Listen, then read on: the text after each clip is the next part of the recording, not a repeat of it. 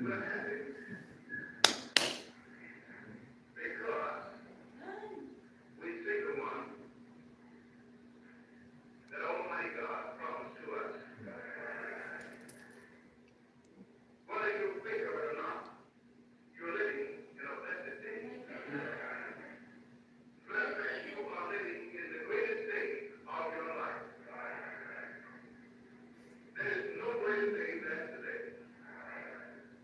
see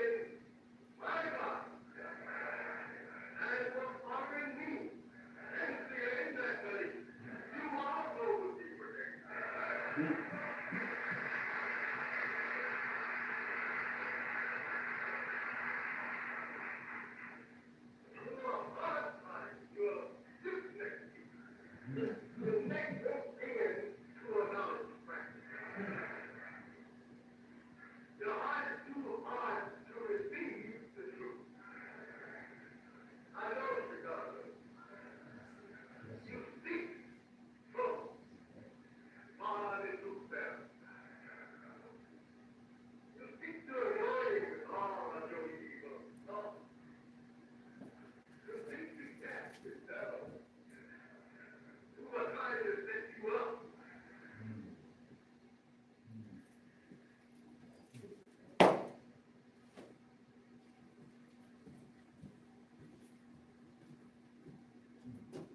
Assalamu alaikum. Wa alaikum salam, sir. In the most holy name of Allah, who came to us, the black man and the black woman here in the hills of North America, in the divine person of Master Farad Muhammad, the great Mahdi, and the one God to whom all holy praise is due forever, the Lord of all the worlds. We forever thank him for his coming and for his raising up in our midst a divine leader, a divine teacher, and a divine guide in the personage of the most honorable Elijah Muhammad, the last and the greatest messenger of Allah. So it is in their two great names that I would like to greet you, my beloved black brothers and my beloved black sisters, in the nation of Islam's greeting words of peace in the Arabic language, which is indeed the original language of the original black man. Assalamu alaikum. Wa alaikum salam, sir. All praise is due to Allah for the most honorable Elijah Muhammad. Right. For those of you, and there should always be at least a few, who are not familiar with the greeting words, Assalamu alaikum. They simply mean, when they are translated from the black man's language of Arabic into the white man's language of English, peace be unto you. And the reason that should be something that you reflect upon is because those words, peace be unto you, are the words that you will find if you open your Christian Bible to the book of Genesis, the 43rd chapter and the 23rd verse. You will find the words Assalamu alaikum not in the black man's language of Arabic, but in the white man's language of English, peace be unto you. Right. Now the Bible, your Christian Bible, is in the language of the white man. Go ahead. It's not in the language of the black man. It's in the language of the white man. But when you translate peace be unto you from the white man's language of English into the black man's language of Arabic, what do you end up with? You end up with Assalamu alaikum. Y'all all right? Yes, sir. The Bible was not revealed.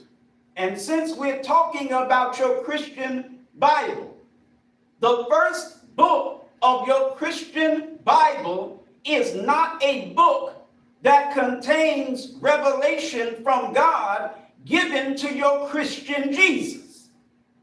Uh-oh. You have a Christian Bible that does not begin with your Christian Christ, your Christian Jesus. It begins with the Jewish Moses. Right or wrong? That's right. Talk black to me. In your Christian Bible, the first book is a book that, according to the scholars of Christian theology, is a book that God revealed through the Jewish Moses. Now think over that for a minute. The Jewish Moses. Come on. And this Jewish Moses Now keep in mind, I'm just speaking functionally. Right. We, the Muslims, know that Moses was not Jewish. Come on. We, the Muslims, know that Jesus was not Christian. Come on. We, the Muslims, know that Islam is not an Abrahamic religion. We, the Muslims, know that Judaism is not an Abrahamic religion. We, the Muslims, know that Christianity, Islam, Judaism, these are not Abrahamic religions because there's no such thing, we the Muslims know, as an Abrahamic religion. We know this because Abraham was a descendant, according to the scholars, of Noah. Oh, yeah. Are y'all listening to me? So Abraham's ancestor Noah had the same religion as Abraham hundreds of years before Abraham had it. Oh, yeah. So how could it be an Abrahamic religion if the religion was practiced by Abraham's great ancestor Noah? Are you listening to me? Make it make sense. We, the Muslims, know that the reason there is such a term, Abrahamic religion, is because either the white man himself or some white man's educated Negro, nigger, or colored boy or girl came up with that terminology. So since the white man is the author, one way or the other, of the terminology, we accept it. Are you listening to me? Yes, sir. Now, going back to your Christian Bible. Your Christian Bible has been translated out of the original tongues. What does the word tongues mean? It means languages. Where do I get the terminology translated out of the original tongues? Get your King James authorized version of the Bible and it will tell you. The authorized King James version, Old and New Testaments, translated out of the original tongues, with former translations diligently compared and revised. Everybody listen. Yes, sir. Now, I'm talking specifically to those of you that there should always be at least a few. I'm talking to those of you who are still die-hard set on remaining in the white man's false, the white man's lying, and the white man's slave-making religion. The white man's religion that is called Christianity. Are you listening to me? Yes, sir. All right. So in your Christian Bible, your so-called Jewish Moses has a book called Genesis. Right or wrong? Right. That's the first book. And when you turn to chapter 43, verse 23, you find peace be unto you. Now, according to the white man, whose mouth you think is the Bible, you believe that Moses was Hebrew and therefore spoke the language of Hebrew. What you don't know is that Hebrew is a black language. Listen to what I am saying and don't fight it, because I'm right, and that's it. Hebrew is a black language. I don't give a damn to the triple N what the HE97Ls you think about Hebrew, you think about Moses, or you think about anything other than that one central fact. The language of Hebrew is black. Go ahead. That's key for you to know. That is key for you to understand. Are you listening to me? Yes, sir. The thing that angers me about black people is we know everything about everything except black people. Go ahead. Go ahead. Are you listening to me? Yes, sir. Big fact. Of all the geniuses that have ever existed in the history of geniuses, we as black people swear we some doggone geniuses Yes, sir. and don't know nothing about black people. Come on. This is why you think when I say talk black to me, that is something I got from college. It's some kind of lecture style. I'm just saying that for some type of effect. No.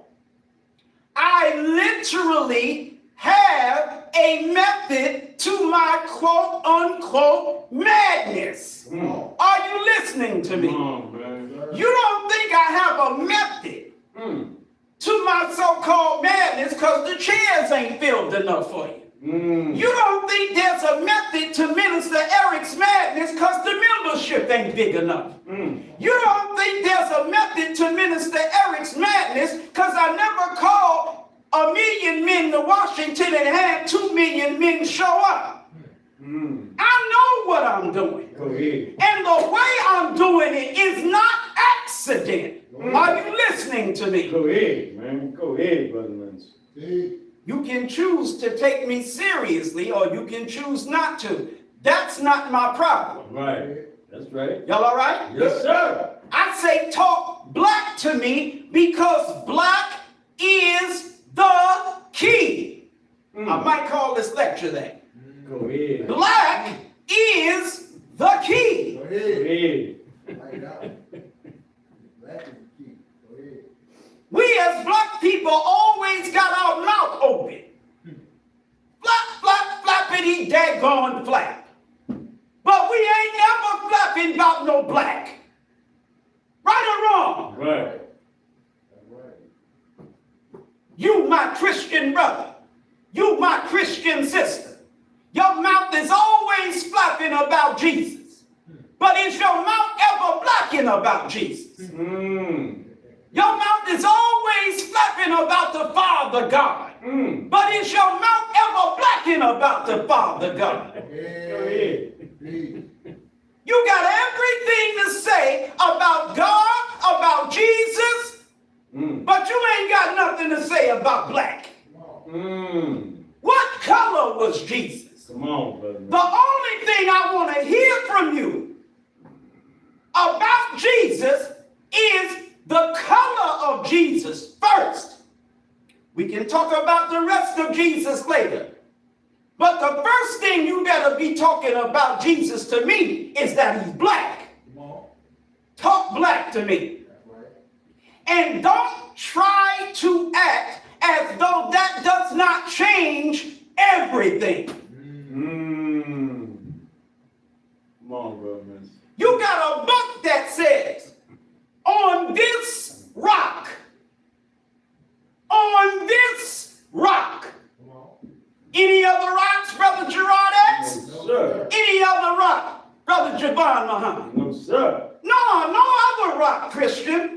On this rock, Come on, brother. Man. God talking, had I laid the keys. It ain't Jesus talking about no damn Peter. Go ahead, brother. Man. On this rock had I laid the keys. Jesus is that rock. Now we can argue what Jesus we talking about now. All right. But bottom line is, it's Jesus. That's the rock. Y'all all right? Yes, sir. Huh? You a Muslim and you say Jesus is the rock? Yeah. Uh-oh. Why the hell wouldn't I say Jesus is the rock? See, you think you know, but you don't know. Y'all listening to me? Yes, sir. On this rock have I laid the keys. What's my point? That Jesus of the scripture is the most consequential individuals in scripture. Hands down. That's right. Yeah. Jesus is the most consequential figure in the scriptures. Are y'all listening to me? Yes, sir. He's the most consequential figure in the Holy Quran. He's the most consequential figure in the so-called Holy Bible. My point is, when you're dealing with Jesus, if you get anything at all wrong about Jesus, you get everything wrong about everything else and everybody else in the scripture. Why? Because it's on that rock that God has laid the keys. Go ahead. Are y'all all right? Yes, sir. Good teaching. So the first thing I need you to tell me is how black Jesus is. Because Jesus is the rock that God has laid his keys upon. The fact that he's black changes everything.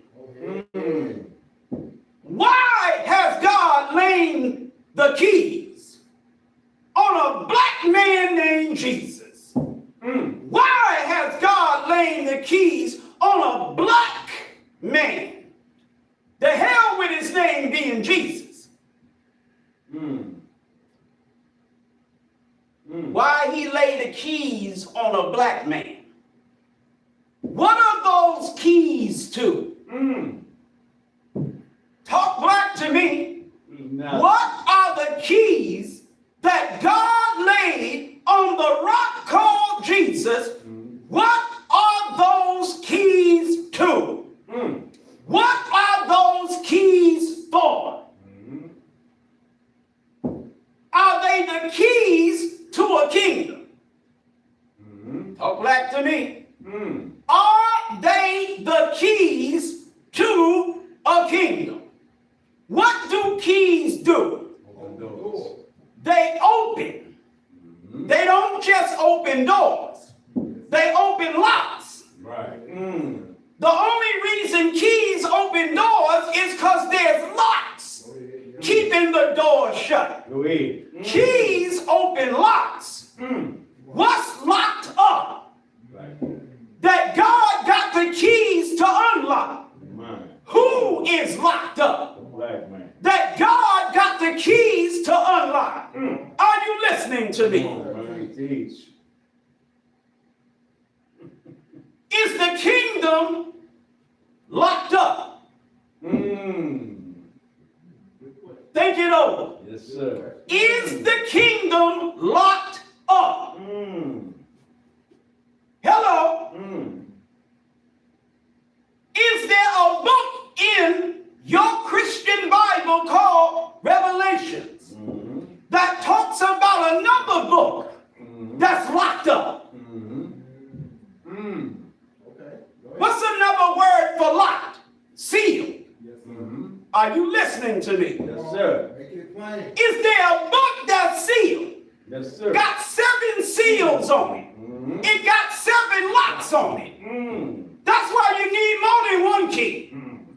On this rock have I laid the keys. How many keys, God? Well, we know it's at least 7. Because there's a book with 7 locks on it need to be turned. Are you listening to me? Loud and clear. There's a book with 7 seals on it that need to be opened.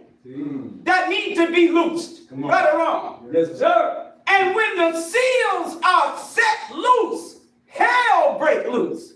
Right or wrong? Go ahead. All right. On this rock have I laid the a black man, not just a man. Black man. You want to talk about Jesus being the Son of God. I don't want to hear it. We're not arguing the Muslim side, Allah has no son, versus the Christian side, Allah has a son. I don't care nothing about that argument. I don't give a damn about that argument. Shut up, Sunni Muslim. Shut up, pain in the neck Christian. I don't want to hear about none of that. Because you Sunni Muslim don't want to talk about that black Jesus. You Christian don't want to talk about no black Jesus. Talk black to me. Muslims want to argue about Jesus but never talk about his color. Right. Christians want to argue about Jesus, never want to talk about his color. Come on. Go ahead, brother. Go ahead. Whether he is or is not, in my position, he is not. Whether he is or is not the Son of God. That's not what's most important. Come on. What is most important is that he's black. And the fact that you Orthodox Muslims and you pain in the neck Christians do not focus on the fact that Jesus is black. It's causing everybody to miss everything about the scriptures, the God and the prophets that the scriptures represent. Are y'all listening to me this afternoon? Sir. Stay strong, my brother. You who are religious people, you don't want to talk about color. But color is what informs your religion. Everything about your religious practice is informed by color, meaning impacted by, shaped by, molded by, influenced by color. Color is the base and the root of it all. Are y'all listening to me? I didn't ask you if you agree. But color, as I said, informs your religious beliefs. Color informs your religious practice. Like the late Dr. not King, but Khalid said, in every area there is a black-white dynamic, or in every area that there exists a black color, white color, a black-white dynamic. Go ahead. You find the whites at the top, and you find the blacks at the bottom. When you find the black-white dynamic in communism, what do you find? On top. You find the white communists at the top and the black communists at the bottom. Why? Because color informs your communism. In socialism, you got a black-white dynamic. And in that black-white dynamic that you find in socialism, what do you see? The white socialists are at the top, the black socialists are at the bottom. Right or wrong? Right. Talk black to me. Because color, black versus white, informs your socialism. In the capitalist world, you got a black-white dynamic. The white capitalists are at the top, the black capitalists are at the bottom. Right or wrong? Right, exactly. Let's go to religion.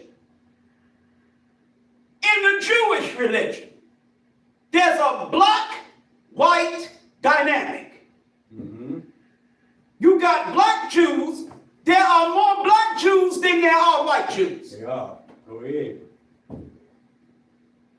There are more black Jews than there are white Jews. There are blacks who have been Jews long before there were ever ever white Jews. Are y'all listening to me? Yes, sir. I'm talking about the modern white Jews. Yes, sir. Talk black to me. Gotcha, brother. There are black, quote unquote, African Jews who have been Jews centuries longer than the white Jews of Israel. Y'all ain't listening to me. The white so-called Jews of Israel have only been Jews for 11 to 1200 years. They became Jews in the 10th century AD. The 900s AD. They became Jews nearly 1,000 years after Jesus. But the black so-called African Jews have been Jews hundreds and thousands of years. Y'all ain't listening to me. See, this is why I say talk black to me. You are not up on the black-white dynamic in Judaism. You're not up on it. That's why you don't focus on the fact that the language of Hebrew is black. It's a black language. You think Hebrew, you think white folks. You think Hebrew, you think an ancient population of white people called Hebrews existed in the Middle East. No, they didn't. Y'all listen to me. Hebrew is an Afro-Asiatic language. That means it's black. Afro? Asiatic? Where you get a white boy from that? Where you get a white woman from that? You don't get white folks from Afros or Asia. Talk black to me. Y'all listening to me?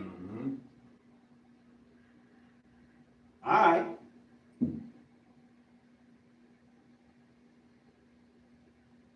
Black is the key.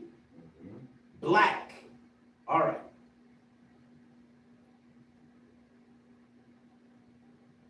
When we are looking at scripture, when we're looking at religion, color informs it. I will repeat. Color informs it. Color is the root of it all. So in the Jewish religion, there is that color dynamic, black, white. The white Jews are at the top. The black Jews are at the bottom. Great. That's a fact. Yeah, that's it. Even though the black Jews have been Jews longer than the white Jews. Are you listening to me? Yes, sir. In the Christian world, color informs Christianity. Color informs Christianity. You can't separate color from Christianity. Are you listening to me? Yes, sir.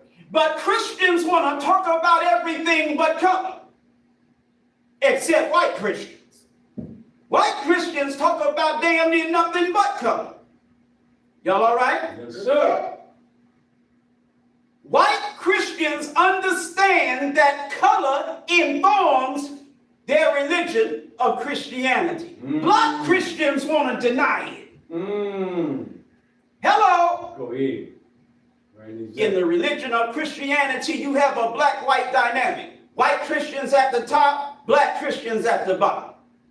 There are more black Christians than there are white Christians. That's real. But the white Christians are at the top and the black Christians are at the bottom.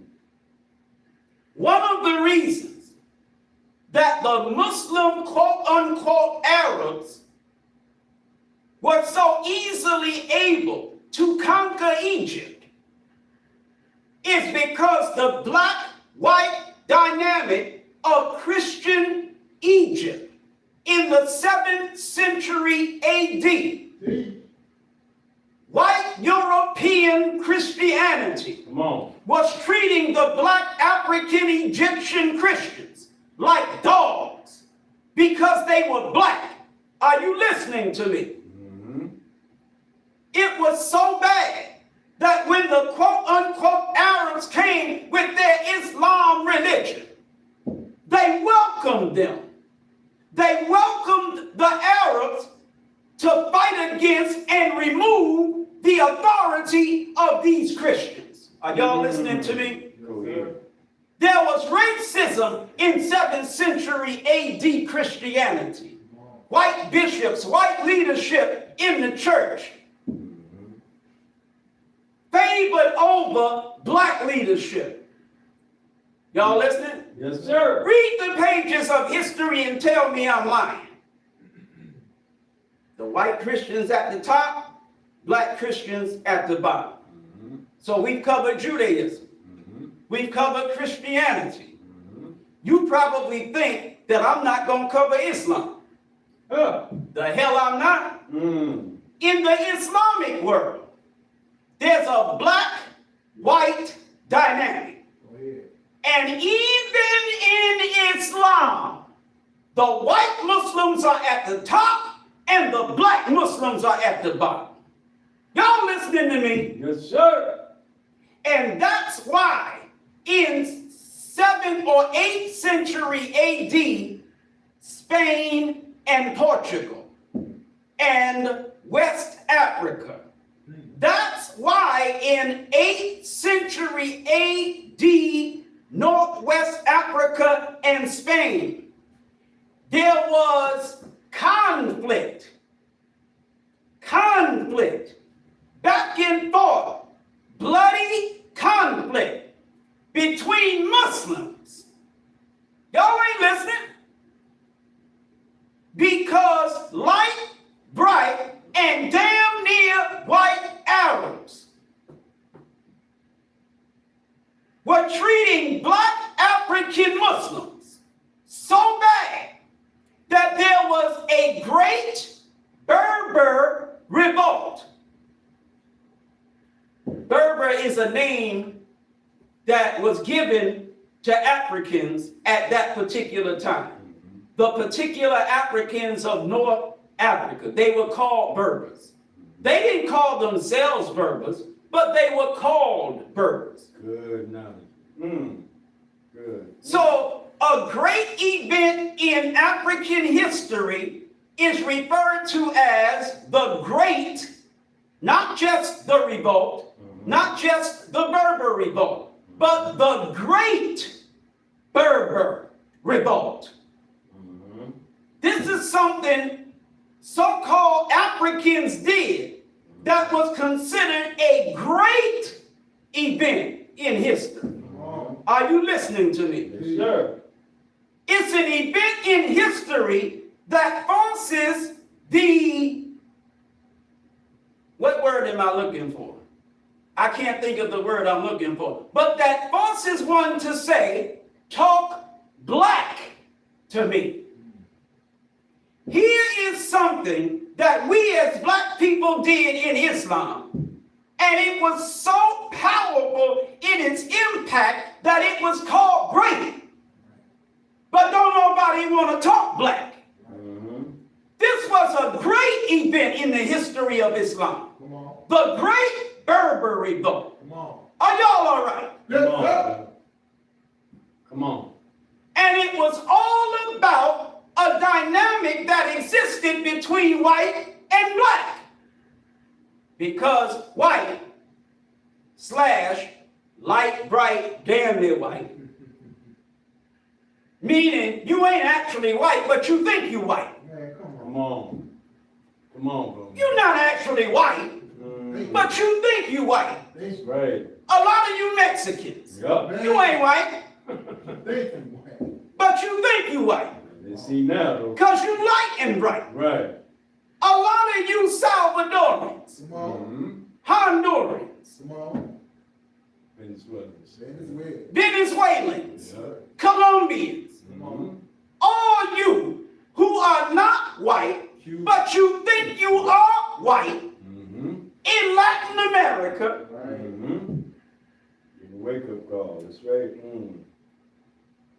You think you're white.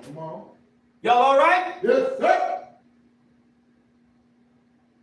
And so actions towards blacks reflect the attitude of whites, you don't lean black, you lean white. Because you don't look black, you look white. Talk black to me. But the white man knows you ain't white. And that's why the white man treats you like blacks. Go ahead. Are you listening to me? Loud and clear, sir. He'll give you a little more leeway Yeah, but he is waiting. than those that look black. But he still won't make you equal with those that are white. Y'all all right? Yes, sir. And the way the white man deals with blacks, if you look a little white, you look at the way blacks suffer under whites, and it makes you want to identify with as far away from black and as close to white as possible. Are you listening to me? Tell the truth, brother, man. You think you're being pragmatic.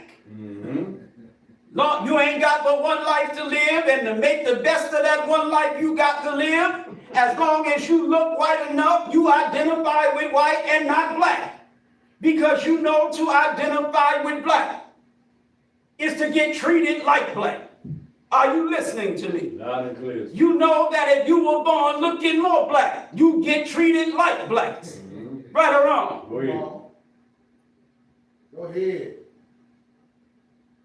So in the Latin world, meaning Latin America, there's a black-white dynamic. And you find the white Latins, the white Spanish at the top, the black Spanish at the bottom. You think of Brazil, you don't think of black. Right. You think of Colombia, you don't think of black. Come on. You think of Honduras and Belize and Salvador and Mexico, and you don't think of black. Talk black to me. That's real. You think of that area to the south of America, meaning the United States of America, and you don't think black. You think white. Are you listening to me? Yes, sir. But in all of these places where the language is Spanish, you got a black-white dynamic, and the white Spanish are at the top and the black Spanish are at the bottom. Go ahead, brother Minister. Because color informs that world. Are you listening? Yes, sir. So in Judaism, in Christianity, in Islam, in communism, in socialism, in capitalism, huh? Yes, sir. I don't care what type of society, religious or non-religious. There is a black-white dynamic that informs the entire world. Are you listening? Yes, sir. There is a black-white dynamic that informs, that shapes, that influences the entire world order. So everywhere in the world,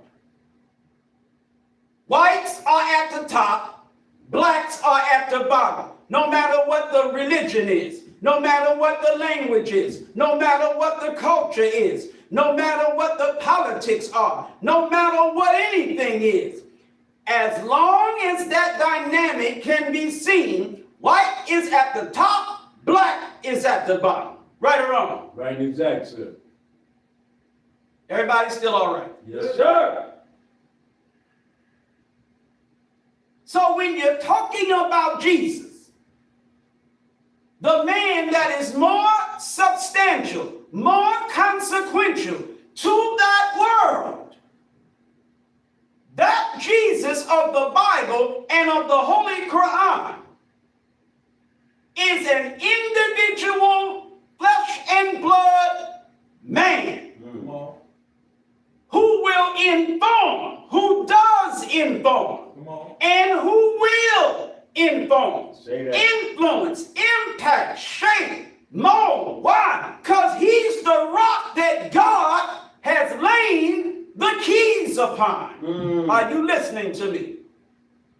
So if you're Hindu, if you're Buddhist, if you're Muslim, if you're Jew, if you're Christian, if you're communist, if you're socialist, if you're capitalist, you are going to be, you already are actually, but you will ultimately be informed, impacted, influenced in a final way by that one man, Jesus.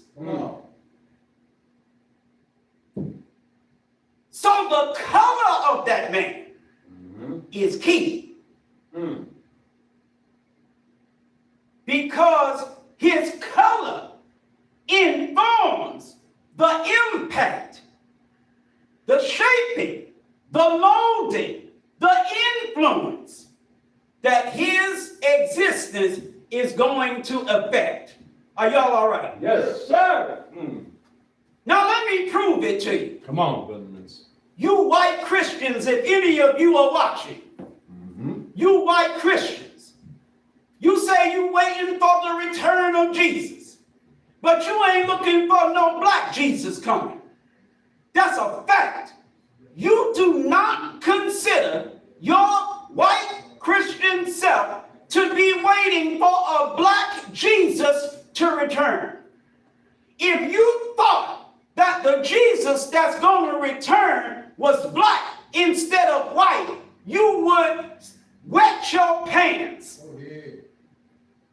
You would be petrified. You would be horrified. Nothing would frighten you more in this global white supremacist world than the coming in the clouds of heaven of a black Jesus with great power. Are y'all listening to me? Yes, sir. Ain't no way in hell you looking for a black Jesus to come in the clouds of heaven with great power and glory, and you expecting him to welcome your white behind with all of the evils that you've done to black people. Talk black to me. There's not a white government. There's not a white school of thought. Ain't no white folks nowhere of serious import who believe that they are waiting for the coming of a white Jesus. You who are Jews, you waiting for Elijah to come. Because your book says that before the great and dreadful day of the Lord, God will send you Elijah. You're waiting for Elijah to come because your book teaches that Elijah must first come to prepare the way for God. But there's no way in hell that you are expecting the coming of a black Elijah.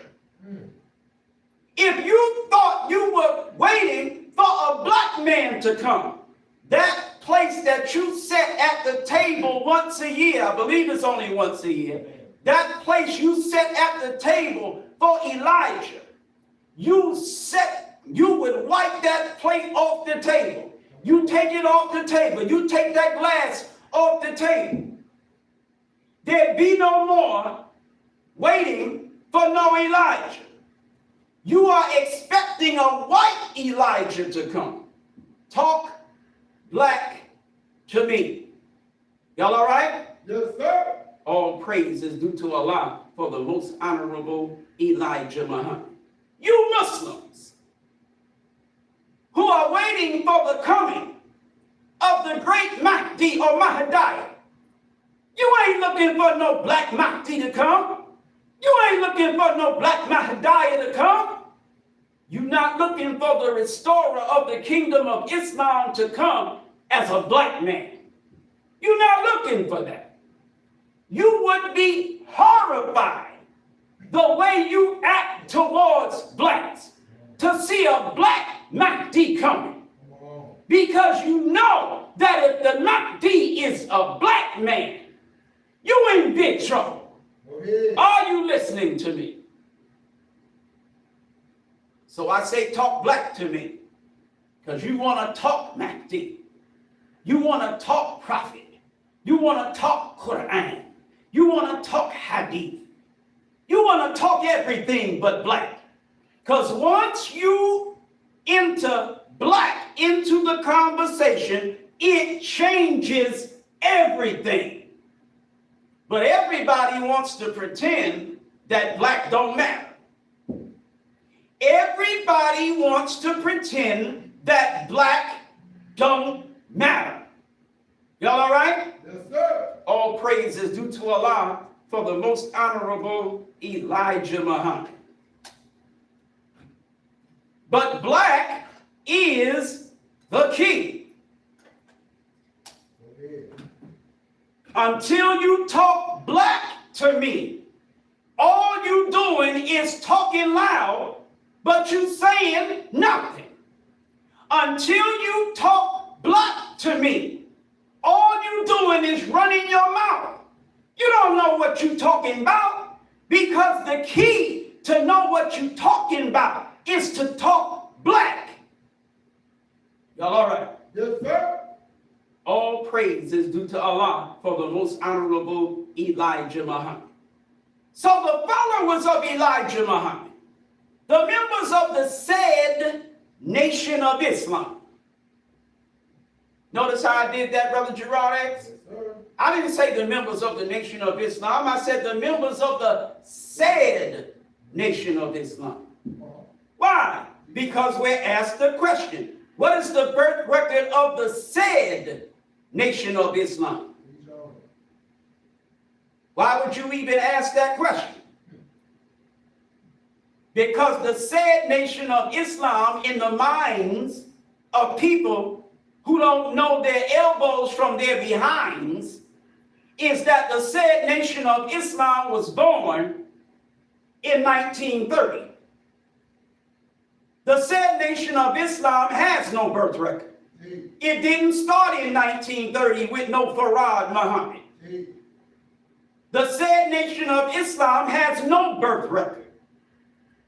The said Nation of Islam was here February the 25th, 1877. go ahead.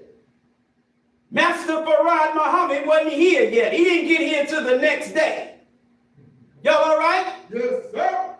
The said Nation of Islam was here before Master Farad Muhammad's father was born, See, before his mother was born. see. Are you listening to me? Go ahead. The said Nation of Islam has no birth record. It has no beginning, Go ahead. nor ending. That's right. Are y'all all right? Yes, sir. Did you hear me, white folks? It has no ending. Did you hear me, followers of Elijah Muhammad, who flipped the script on the most honorable Elijah Muhammad? And now you making a bunch of damn fools of yourself, arguing, jockeying for position. What position? The position of being the rightful heir to the legacy of Wallace Dean Muhammad. Y'all all right? Yes, sir. You hear me talking, people of Cincinnati? You hear me talking, Earl Abdul Malik? Go ahead. Talk black to me. Make it plain. See, You who flipped the script on the most honorable Elijah Muhammad. But you having a Savior's Day on the 15th of February. come on. Why don't you have it the 15th of July? Why don't you have it the 15th of September or December? Why are you having a Savior's Day, period? Period. And if you're going to have a Savior's Day, why are you having it in February? Talk black to me. Yes, sir. Y'all all right? Yes, sir.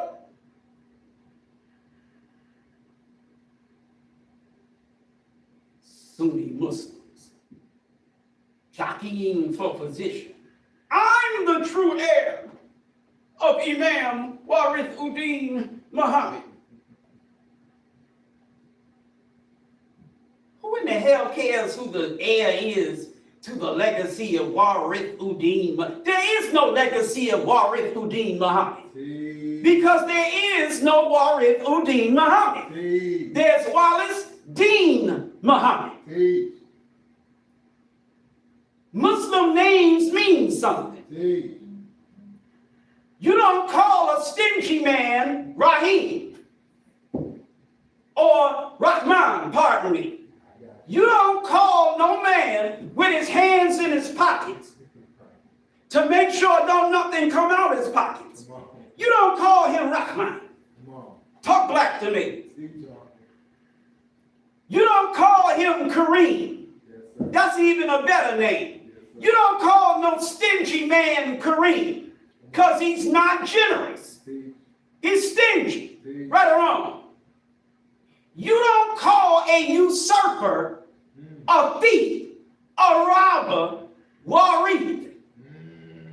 Because Warith means inheritor.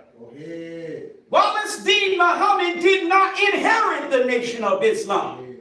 Wallace Deen Muhammad stole the nation of Islam. Wallace Deen Muhammad usurped the leadership of the nation of Islam. Are you listening to me? Yes, sir. He ain't no damn Warith. He's Wallace. Talk black to me. Y'all all right? Yes, sir. All praise is due to Allah for the most honorable Elijah Muhammad.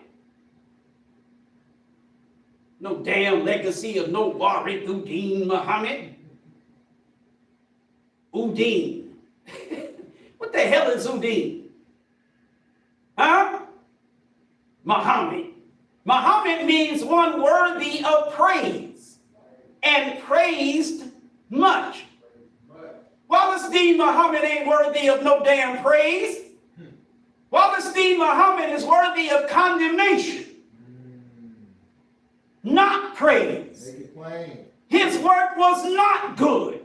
His work was evil. We can find Wallace Deen Muhammad in the scripture. He's called Absalom in the scripture. Are you listening to me? We can find his history in the scripture. In Noah's history. The Quran talks about Wallace Deen Muhammad and his relationship to his father, wherein Noah's son is called the embodiment of evil. That's Wallace Deen Muhammad. Are you listening to me?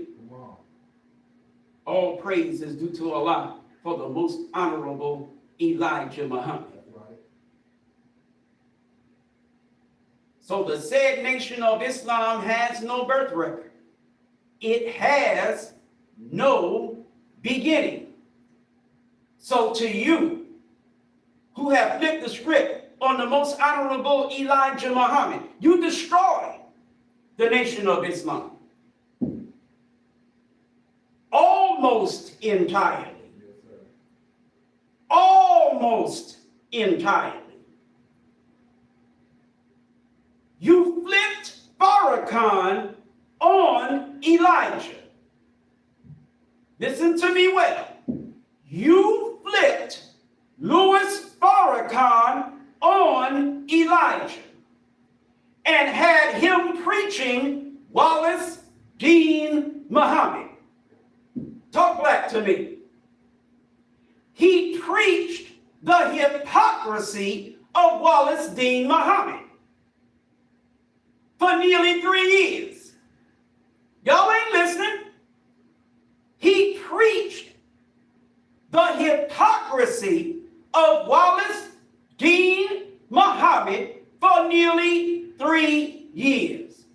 He was his national representative. He was his international representative. He was the top mouthpiece of Wallace Deen Muhammad. That's a fact. But you didn't do Farrakhan right. Talk black to me.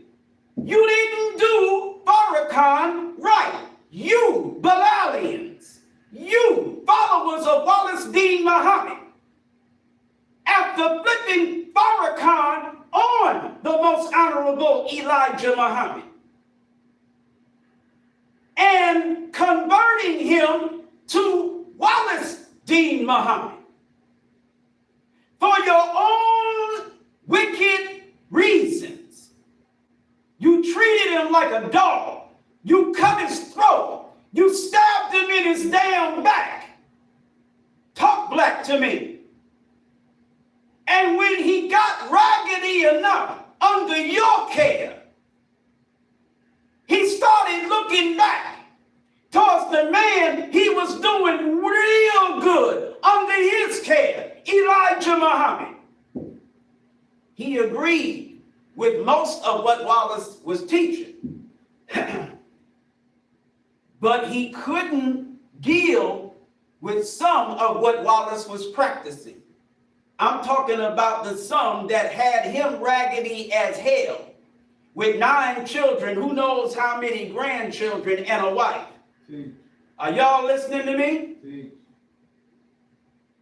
That man flipped on Elijah for you and with you, and was the top mouthpiece of what Wallace was teaching against Elijah. But for whatever your damn reasons were, you were evil towards that man, and so he started looking back to Elijah. He never came back to Elijah, but he started looking back towards Elijah. He couldn't come all the way back to Elijah because Wallace ruined him. Are you listening to me? He stayed with Wallace too long and could not make it back. Y'all all right? Yes, sir. He didn't even want to make it all the way back.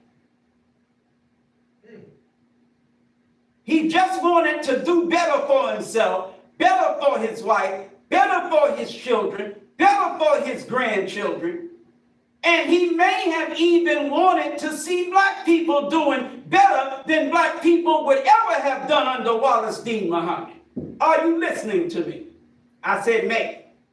Y'all all right? Yes, sir. You got some followers of Wallace Dean Muhammad that are militant as hell. They like a needle in a haystack. But you got followers of Wallace Dean Muhammad that are lame as hell. Talk black to me. You got followers of Wallace Dean Muhammad who, from a theological perspective, think the theology taught by Wallace Dean Muhammad is more sound than the theology taught by the most honorable Elijah Muhammad. But they have a slightly increased leaning towards militants, towards nationalism, towards Pan-Africanism. I said slight. Relax. Not giving them fools no credit. I'm just saying. Y'all all right? Yes, sir. Like that legacy of the Nation of Islam, the most honorable Elijah Muhammad, some of them feel a certain affinity, a certain appreciation for it. So I saw a post where some imam over there said that the legacy, I don't know who the imam was because they didn't say who it was, that some imam over there said that the legacy of the Nation of Islam needs to be revived. Y'all all right? Yes, sir. They're not monolithic over there. The militant black nationalism, the radical black separatism, the revolutionary Pan-Africanism of the Nation of Islam was not 100% destroyed in 100% of those that went with Wallace Dean Muhammad. Are y'all listening to me? Yes, sir. My point is, it wasn't 100% destroyed in Louis Farrakhan. Y'all all right? Yes, sir. So he started preaching black nationalism again, militant black nationalism. He started preaching radical black separatism again. He started preaching revolutionary Pan-Africanism again. he started preaching some of the theology of the most honorable Elijah Muhammad. Much of the theology of the most honorable Elijah Muhammad.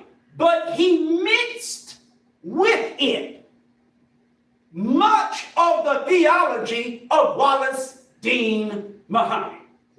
Are y'all listening to me? Yes, sir. All right.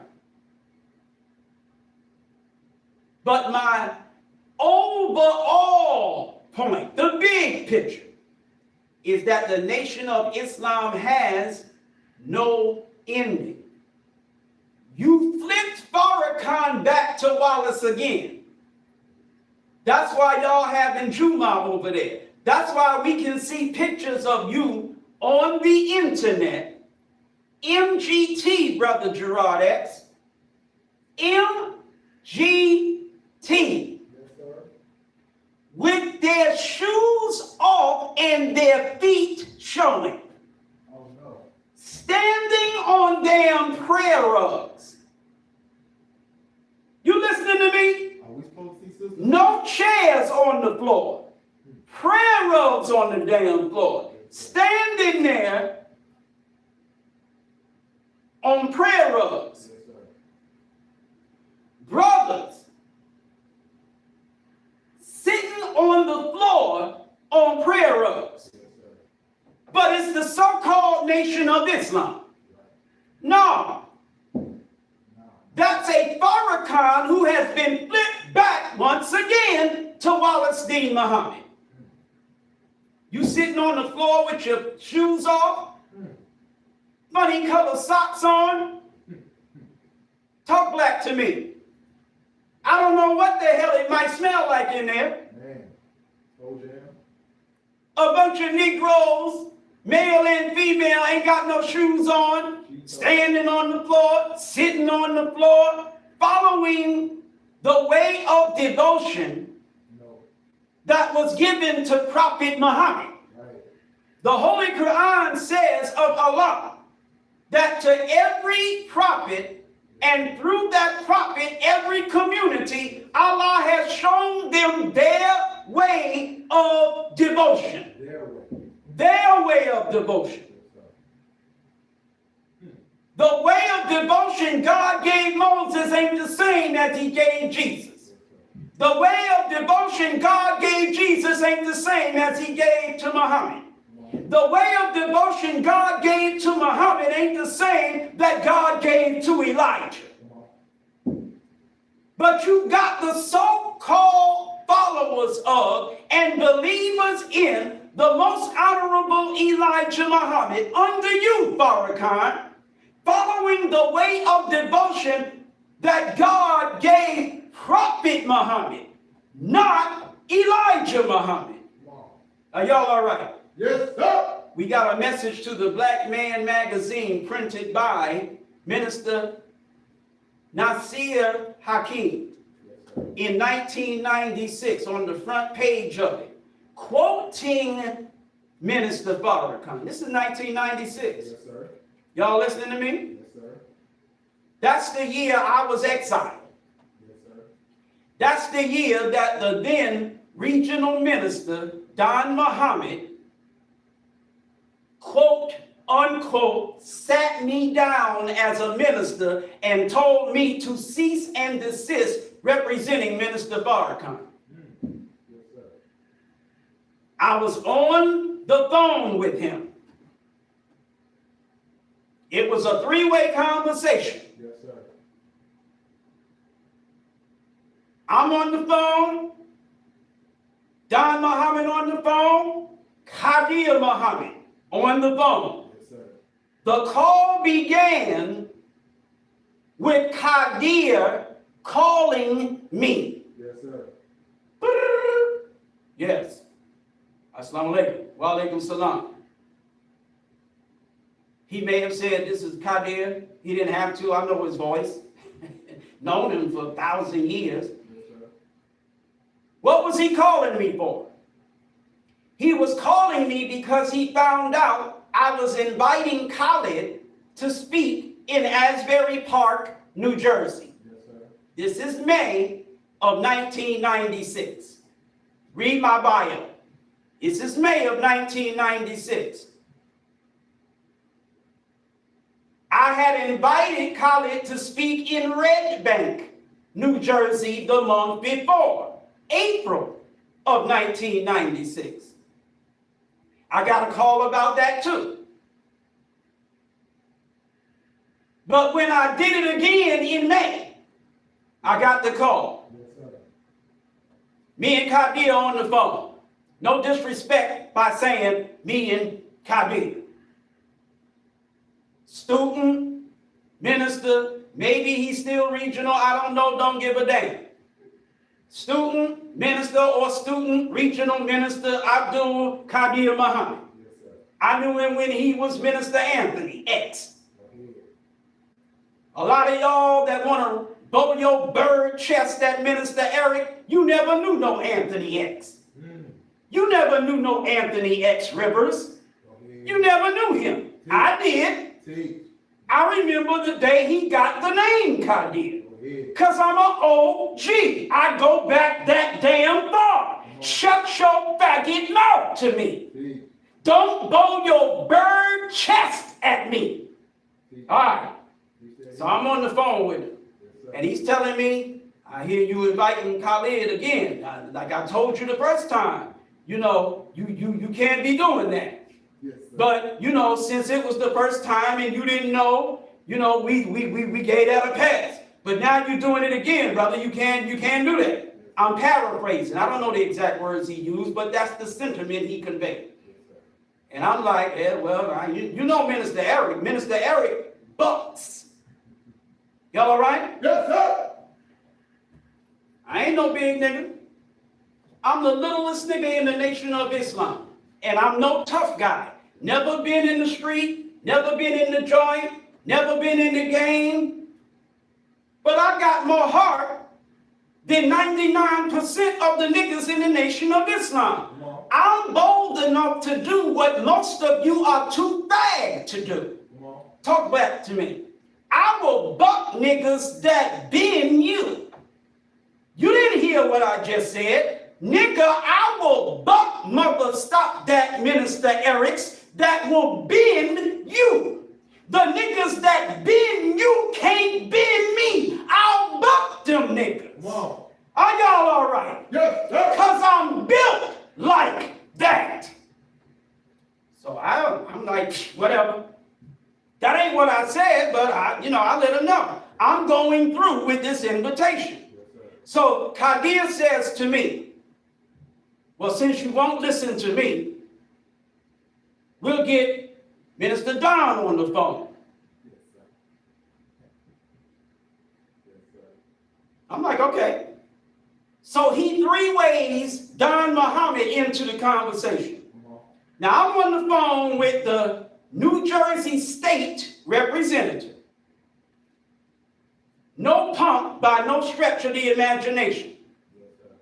His captain, Majid, state captain over the whole state of New Jersey.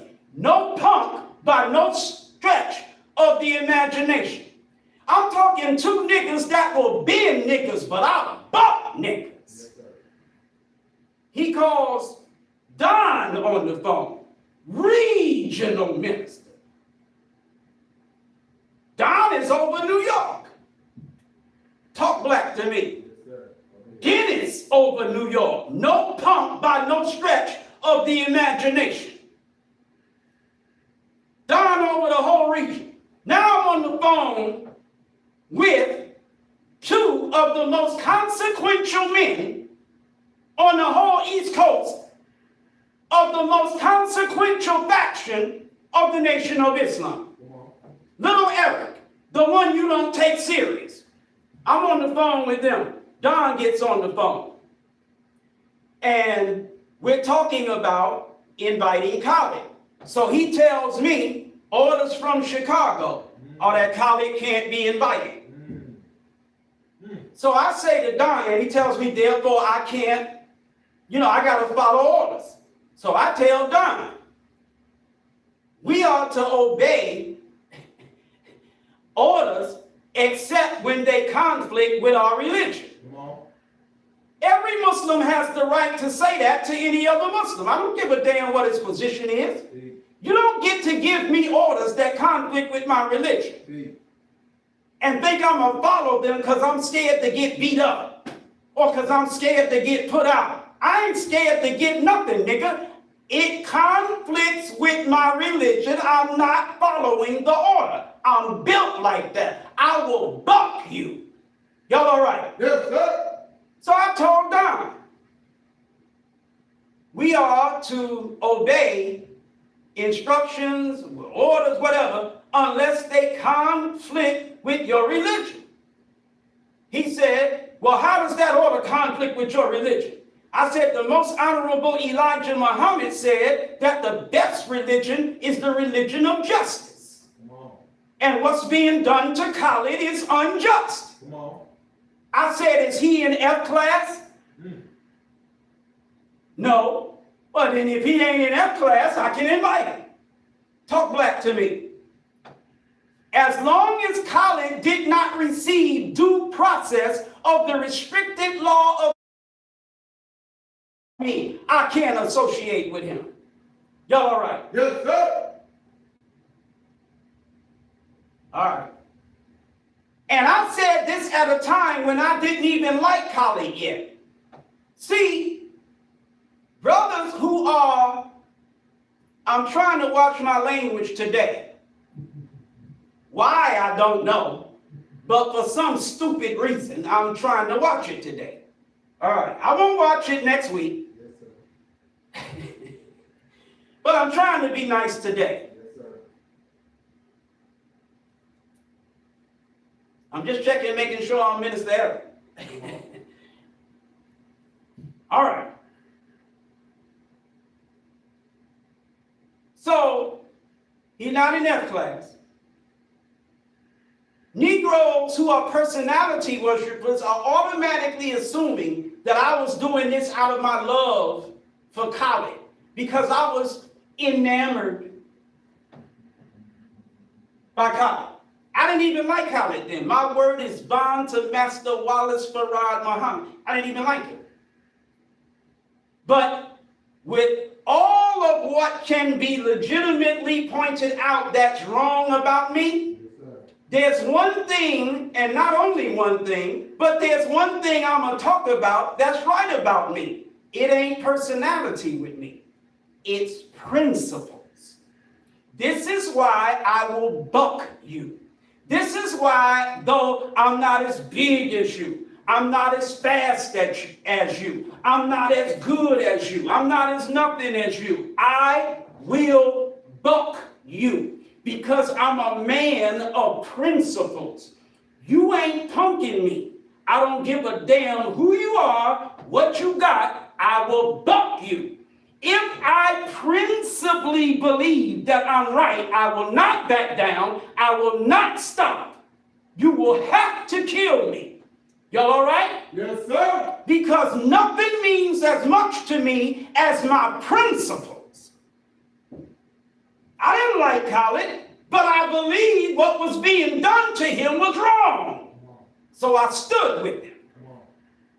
By standing with him, I got a chance to work with him, and I got a chance to see that the bad things I felt about him were wrong. Yes, sir. That's when I started liking him. Y'all all right? Yes, sir. Just like some of you, you got to start working with me. I'm not a likable person, but if you work with me, and if you're a person of principle, you'll start liking me. Y'all all right? Yes, sir. All right. But my personality? No, you, if you basing it on personality, you ain't about to like Minister Eric at all. I don't even like that nigga. I swear to God I don't. All right, now, so I said that to Minister Don. Somewhere in the conversation, he didn't know, but somewhere in the conversation, Brother Kadir mentioned that this was the second time. So when Don Muhammad, Minister Don Muhammad, Regional Minister Don Muhammad heard, well, wait a minute, this is the second time? You was told the first time and did it, now you're doing it again? He said, brother, I don't need, that's all I need to know. I don't need to hear nothing else from you, brother. You are to cease and desist, represent, you are relieved of your position. You are to cease and desist, representing Minister Farrakhan.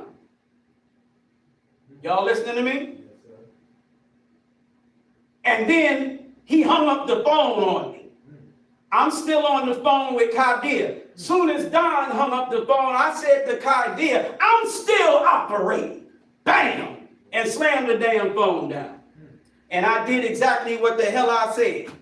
That was in May. I didn't stop representing Farrakhan until whatever month that New Yorker magazine came out. That article he did, or that interview he did with Henry Louis Gates. I just went renegade and kept preaching, kept running my temple until Khaled called me up in the middle of the night to read to me the things that Farrakhan said in that interview. Are y'all listening to me? Yes, sir.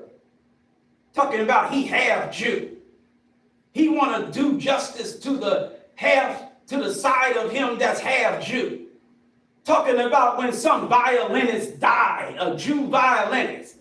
He pulled over to the side of the road and cried. Y'all all right?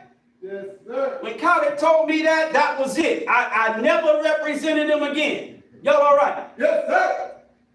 I was in a town that was wall-to-wall 5%ers. Come on. And they was already hard on Muslims. Yes, sir. Talking about Muslims are 10%ers. Muslims don't teach that the black man is God.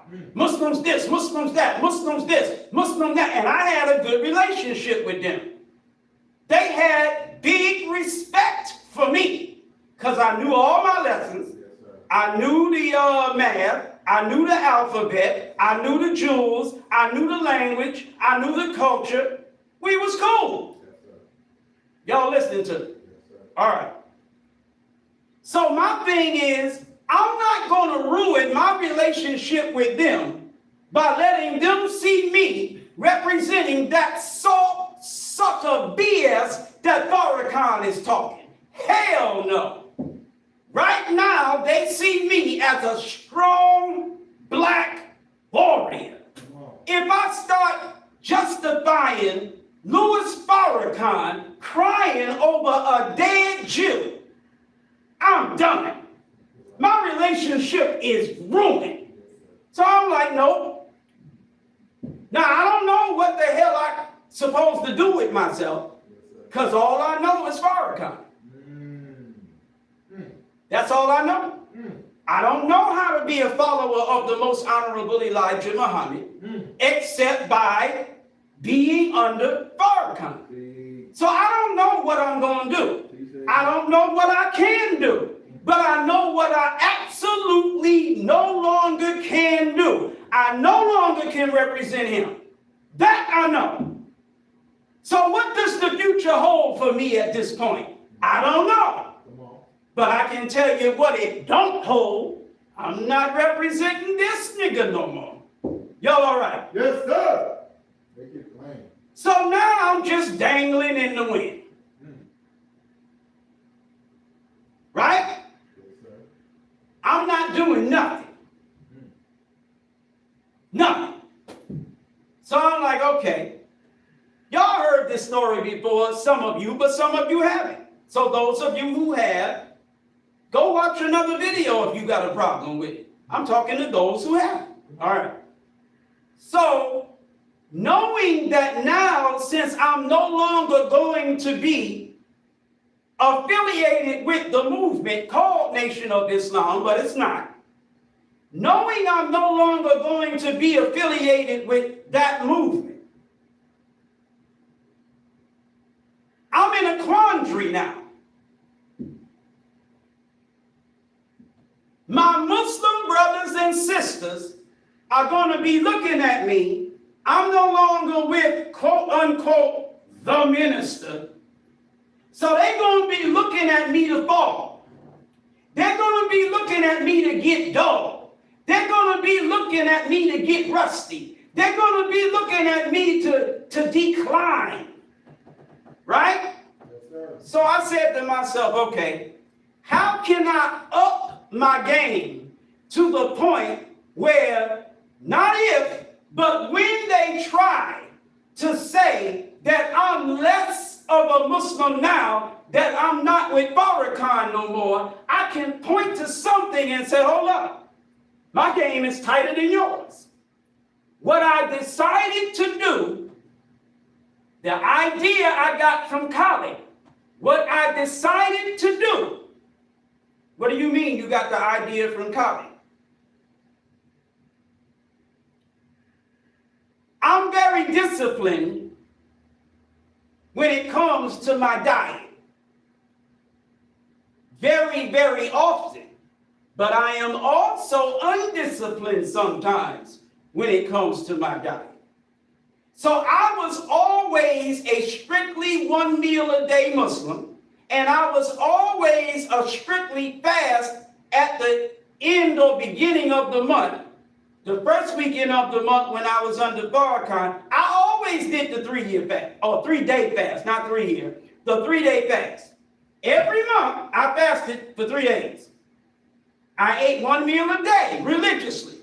I fasted 3 days out of the month religiously. 99% of y'all don't do that.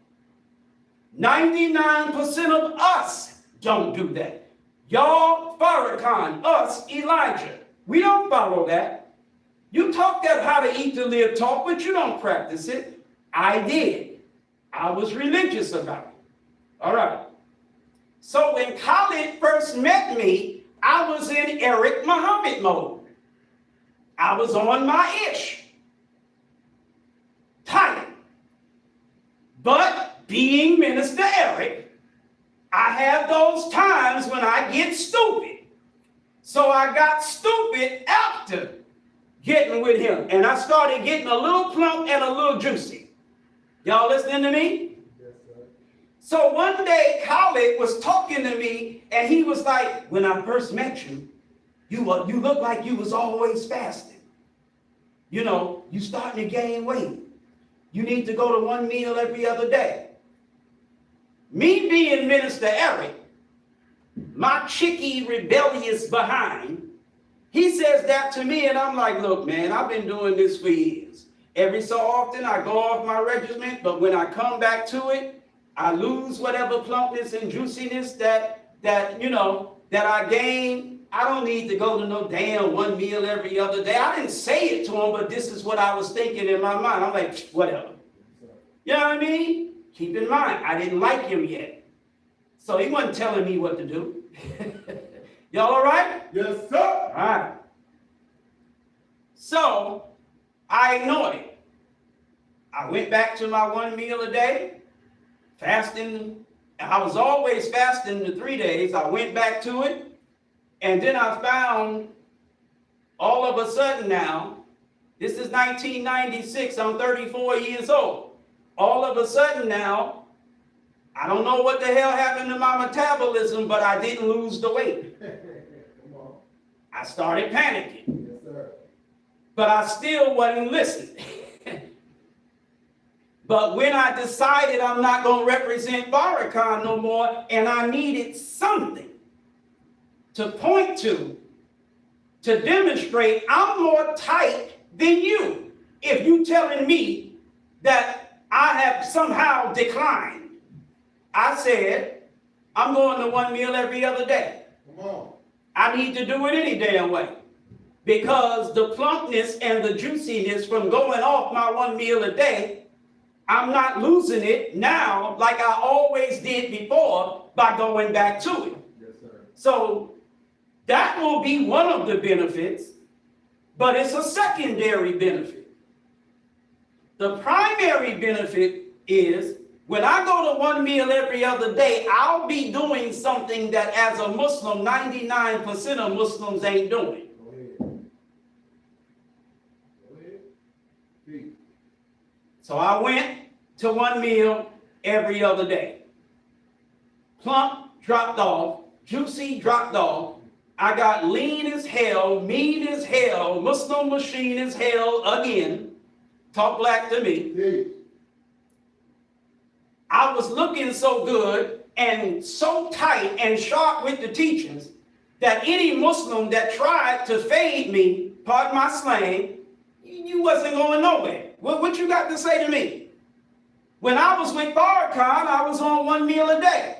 Now that I'm not with Farrakhan, nigga, I'm on 1 meal every other day. Come on. Tight, right. Y'all all right? Yes, sir. Talk black to me. What I also decided to do, another idea I got from Khaled. Who did I get it from? College. Dr. College. Did Khaled deviate? Yes. Did he go Black Panther? Yes. Did I go with them? No. Talk black to me. Did he pick up the gun? Yes. Did I pick up one with them? Only when I got a job. Talk black to me. Yes, sir.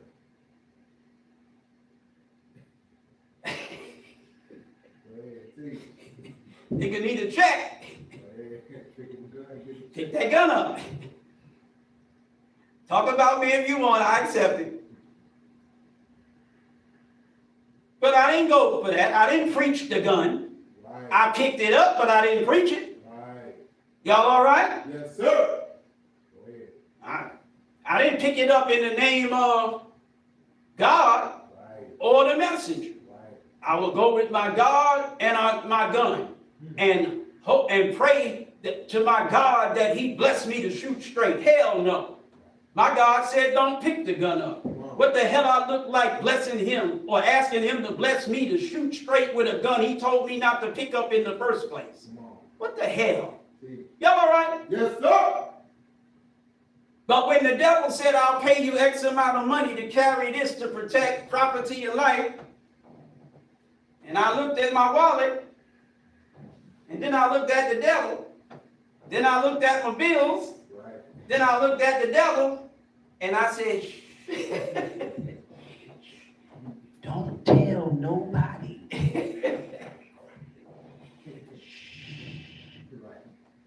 Strapped that thing to my hip and made my money.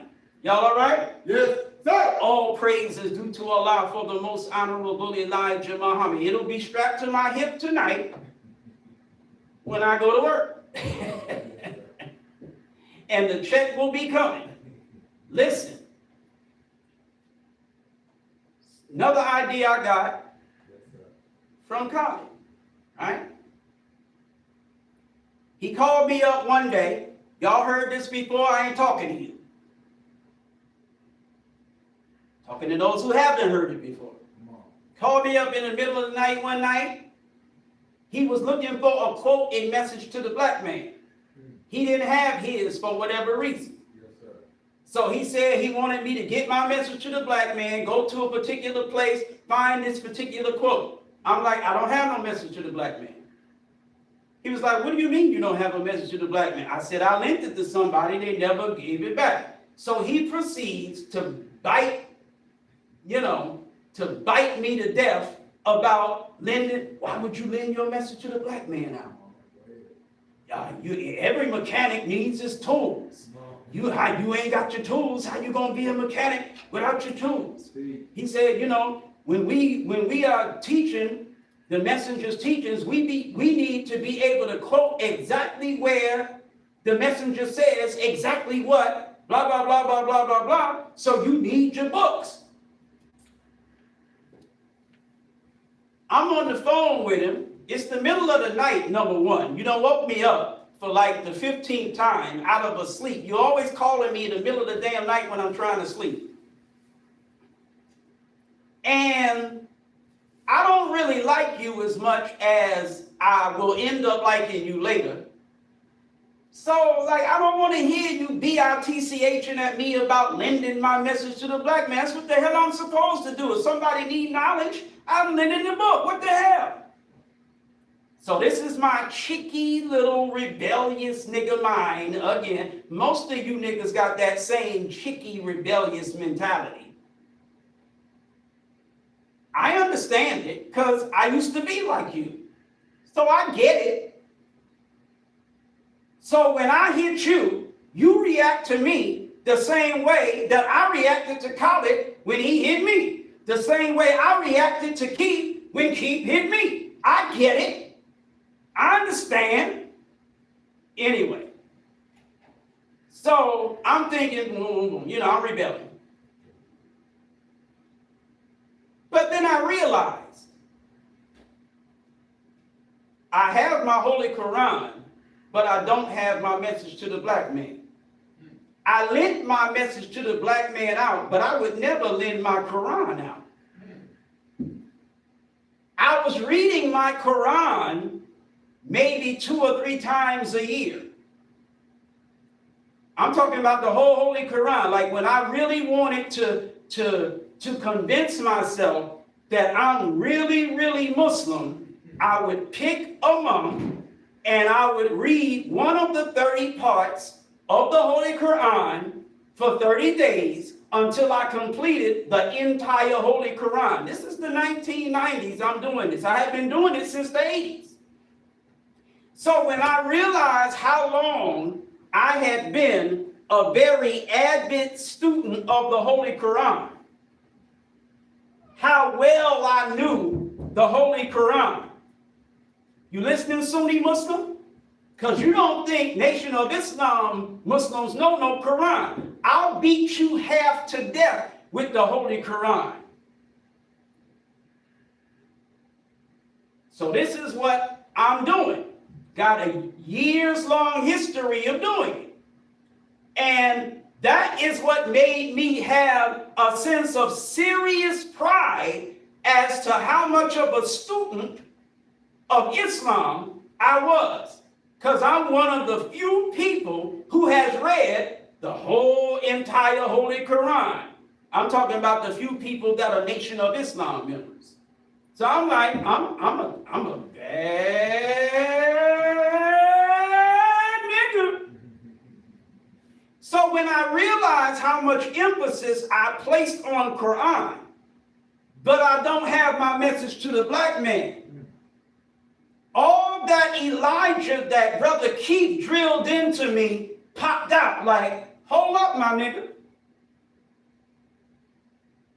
You rebelling against what Brother Khaled said. Yes, and you're using the excuse you was providing knowledge that is needed to somebody who needed it. Yes, but if that same person wanted to borrow your Quran, you'd have never lent it. You have placed more emphasis on the Holy Quran than message to the black man. Word is bond, I said to myself, nigga, you a Balalian. And don't even realize it. Good. Come on. Peace. So I said, okay. So I ain't never lent my message to the black man to nobody ever again. And so in addition to reading the Holy Quran to get sharp so that no Muslim would be able to quote unquote fade me. Remember, I'm trying to justify my position now. I'm not with Farrakhan no more. I know Muslims are going to be looking at me like, damn, since you left the minister, you know, I gotta fight that. I don't want the lost founds. I don't want the gods. I don't want nobody looking at me like I'm falling off now that I ain't with Farrakhan. So I'm going to one meal every other day, and I'm going to start reading the Messenger's books and getting real sharp on the Messenger's teaching, like I am with the Quran. So now I take the pages of the Messenger's book, so and so many pages. Divide that by 30. That's the number of pages I'm going to read every day. At the end of 30 days, I done finished the whole book. So I started a regimen where I would read this month, Message to the Black Man. Next month, Savior Has Arrived. Next month, Fall of America. Next month, How to Eat to Live Book 1. Next month, How to Eat to Live Book 2. Month number 6, whole entire Holy Quran. But there's 6 more months in the year. Come on. I start again. That's right. Message to the black man the next month. Savior has arrived the month after that. Fall of America the month after that. How to Eat to Live Book 1. How to Eat to Live Book 2. 12 months, I done read all the Messenger's books twice, read the entire Holy Quran twice, Go ahead. while eating 1 meal every other day. Go ahead. The messenger said, if you eat 1 meal a day, fast 3 days out of the month. I'm on 1 meal every other day. I don't have to fast that 3 days. I still did it. Oh, man. I still did it. You're going ballistic. I'm going ballistic. Yes. You ain't telling me I'm not sharp. Come on. All right. Yes, sir. See. So this is what I'm doing. Yes, sir. Go ahead. And if you come to me with that trash about I'm wrong, I can show you exactly in the messenger's teachings where I'm right. Yes, sir. Go ahead. Talk black to me. But I don't have anybody to be Muslim with. I'm all by myself.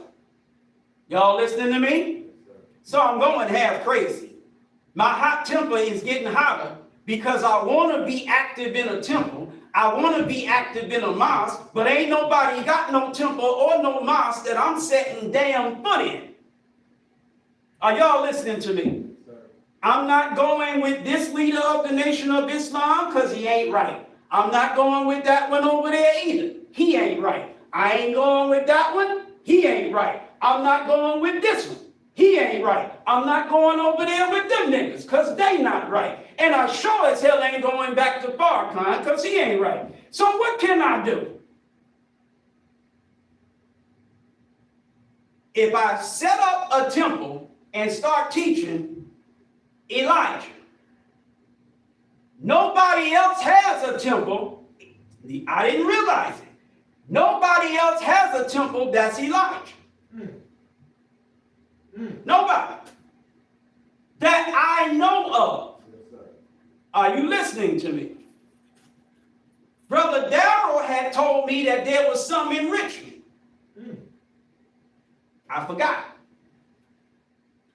I ended up getting with messenger followers in Richmond later, Yes, sir. but I forgot that he had told me that. Are y'all listening to me? Richmond, Virginia? Richmond, Virginia. Yes, sir. Okay. Okay. It never occurred to me that this guy that I wanted to fight, Nasir Hakim, with that Message to the Black Man magazine, attacking Farrakhan, a OG God named True Love Allah from Allah's paradise, Asbury Park, had brought that to me. And I got mad when I saw it. And I wanted to do something to brother. That's it. Right? Yes, sir. Yeah, I was mad. Because I was like them. You can't follow the messenger unless you with the minister. How you gonna be? The messenger said follow Farrakhan. Shut up. Y'all all right? Yes, sir. So I wanted to do, brother. It didn't occur to me that, wait a minute, he got a temple, I can get with him. To me, he was just some Negro that was envious and jealous of Farrakhan's success, and so he was talking that messenger talk, but he just wanted to be the leader. Y'all listening to me? Yes, sir. That's what they think of me. I'm just envious and jealous of Farrakhan's success. I want to be the leader. This knucklehead in Butt Screw, Mississippi, I wanted to say Butt F, Mississippi, but I'm at the mic. I can't use the F-bomb. But this nigga in Butt F, Mississippi, in the middle of no damn way, gonna say that I just want to be over somebody. Y'all listening to me? I know I'm not qualified, but I just want to be over somebody. Y'all all right? Yes, sir. What's this? FOI manual, sir. It's the FOI manual. Yes, sir. In this FOI manual, there are guidelines. There is a guide. It's called prerequisites Yes, sir. and what? Qualification. Qualifications. Things an FOI must know. Yes, sir. Yes, sir. General orders, Yes, sir. principles of Islam, Yes, sir. student enrollment, Yes, sir. actual facts. Lesson number 1, Yes, sir. wants and beliefs. Yes, sir. Right or wrong? Yes, sir. Things an FOI must have. Mm. Also must, Yes, sir. and then it's a list of things that you also must. Yes, sir. One of those things is also must eat only once every 24 hours. Go ahead. One of the things is must be in accord with the dress code every day. Yes, sir. That means not wearing ball caps, brother. Go ahead. Teach. Not wearing damn baseball caps or any other hip-hop looking clothes. Teach. Always looking like a nigger. Right or wrong? Yes, sir. Clean cut. Clean shaven. Teach. Looking like a Muslim, not a nigger. Like you got some hip-hop culture or something. Come on. Y'all all right? Yes, sir. The hell you ever seen Minister Eric in a baseball cap? Talk black to me. The hell you ever seen Minister Eric with a shadow on his face? Teach. You don't see me looking like that. Teach. Right or wrong? That's right. You don't see me wearing regular Negro nigger clothes. You don't see me like that. You either see me in some black military fatigues, or you see me in a FOI uniform, or you see me in a security company uniform, or you see me in this. Yes, sir. That's the uniform. And this is a uniform. Yes, sir. You don't see me with no hoodie. The hell you see Minister Eric with a hoodie on? Talk black to me. I'm not trying to show niggers. See, I'm going off with the mouth again. I'm not trying to show our brothers who have not accepted their own. See, I want to look cool like you. I want to adopt some of your ways, the way you dress, some of your swag, so that even though I'm in Islam and you not, you'll accept me because I'm adopting some of your swag. I don't give a funk about your swag. I'm the boss. I ain't trying to do nothing like you. You better be trying to be like me. Because I'm in the driver's seat. You ain't even a passenger unless I say so. Teach. Y'all all right? Yes, sir. All praise is due to Allah for the most honorable Elijah Muhammad. You mad? Go watch somebody else's video. Test me to see if I'm joking. Now, I know the things that a FOI must know. I have the things a FOI must have, and I do the things that the FOI also must. Y'all all right? Yes, sir. Okay. So somebody go to Butt Screw, Mississippi. It's going to take you a long time to get there because the nigga in the middle of nowhere. Bragging about some damn building he got. My house, Brother Gerard X, is worth $100,000 more than that building he has. He don't know who he talking to. Teach. Now, this is Minister Kevin. Yes, sir. Yes, sir. Did I train Minister Kevin? No, he trained me. Yes, sir. Okay, so Minister Kevin went and did some research. Oh, yeah, brother. Minister. Oh, yeah. I don't know what the hell, who do you think he's talking to?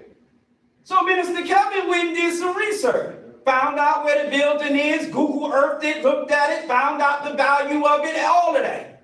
Right. This nigga is so far in the middle of no damn where, the nearest Chick-fil-A is about 15, 20 minutes away. You better not want a chicken sandwich or no french fries. Man, go ahead. You can't break fast over there. Let me, sure hell can. Let me tell you something. Yes. Listen now. Oh, man. To show you how Dutch screw the area is where he lives. This nigga is on a road, the absolute most main road where he is called Red Lick Road. Come on. Red Lick Road. Not Martin Luther King, not Malcolm X. Come on. Red. Red Lick Road. That tell you he in some place that's no place. Y'all all right? Yes, sir. With a building that costs $100,000 less than my house.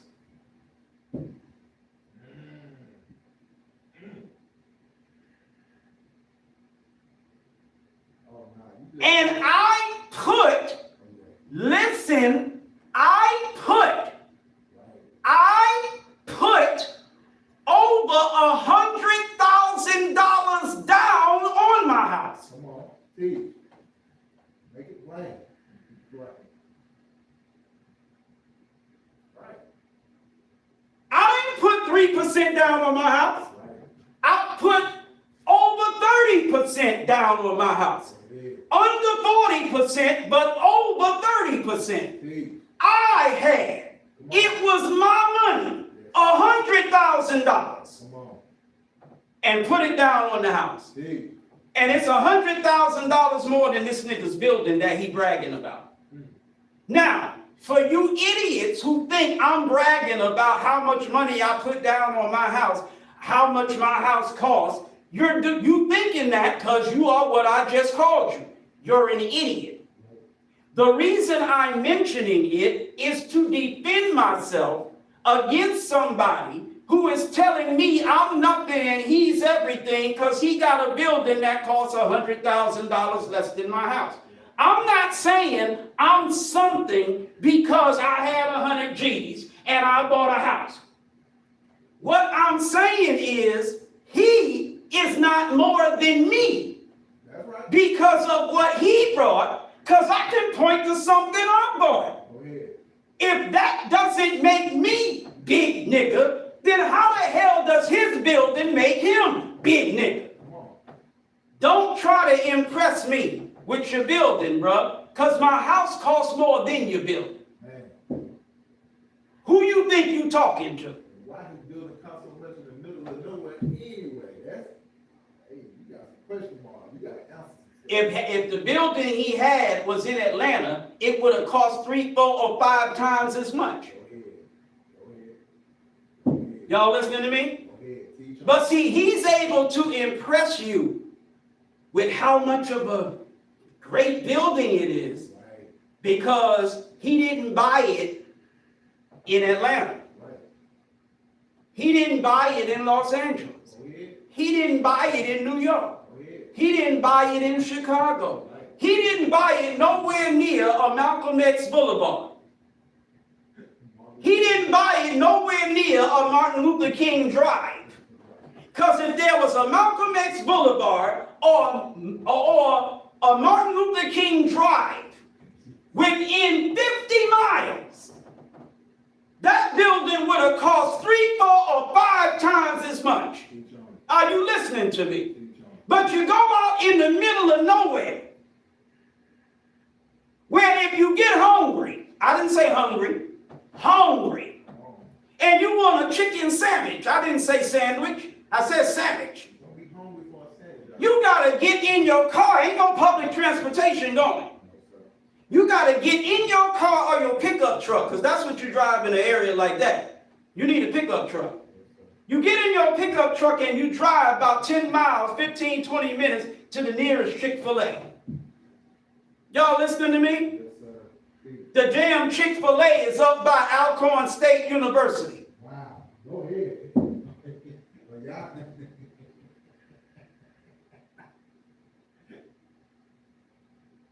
The only reason there is a Chick-fil-A in that area, because there's Alcorn State University. University. Go ahead. Come on. That's probably the biggest economic entity Yes, sir.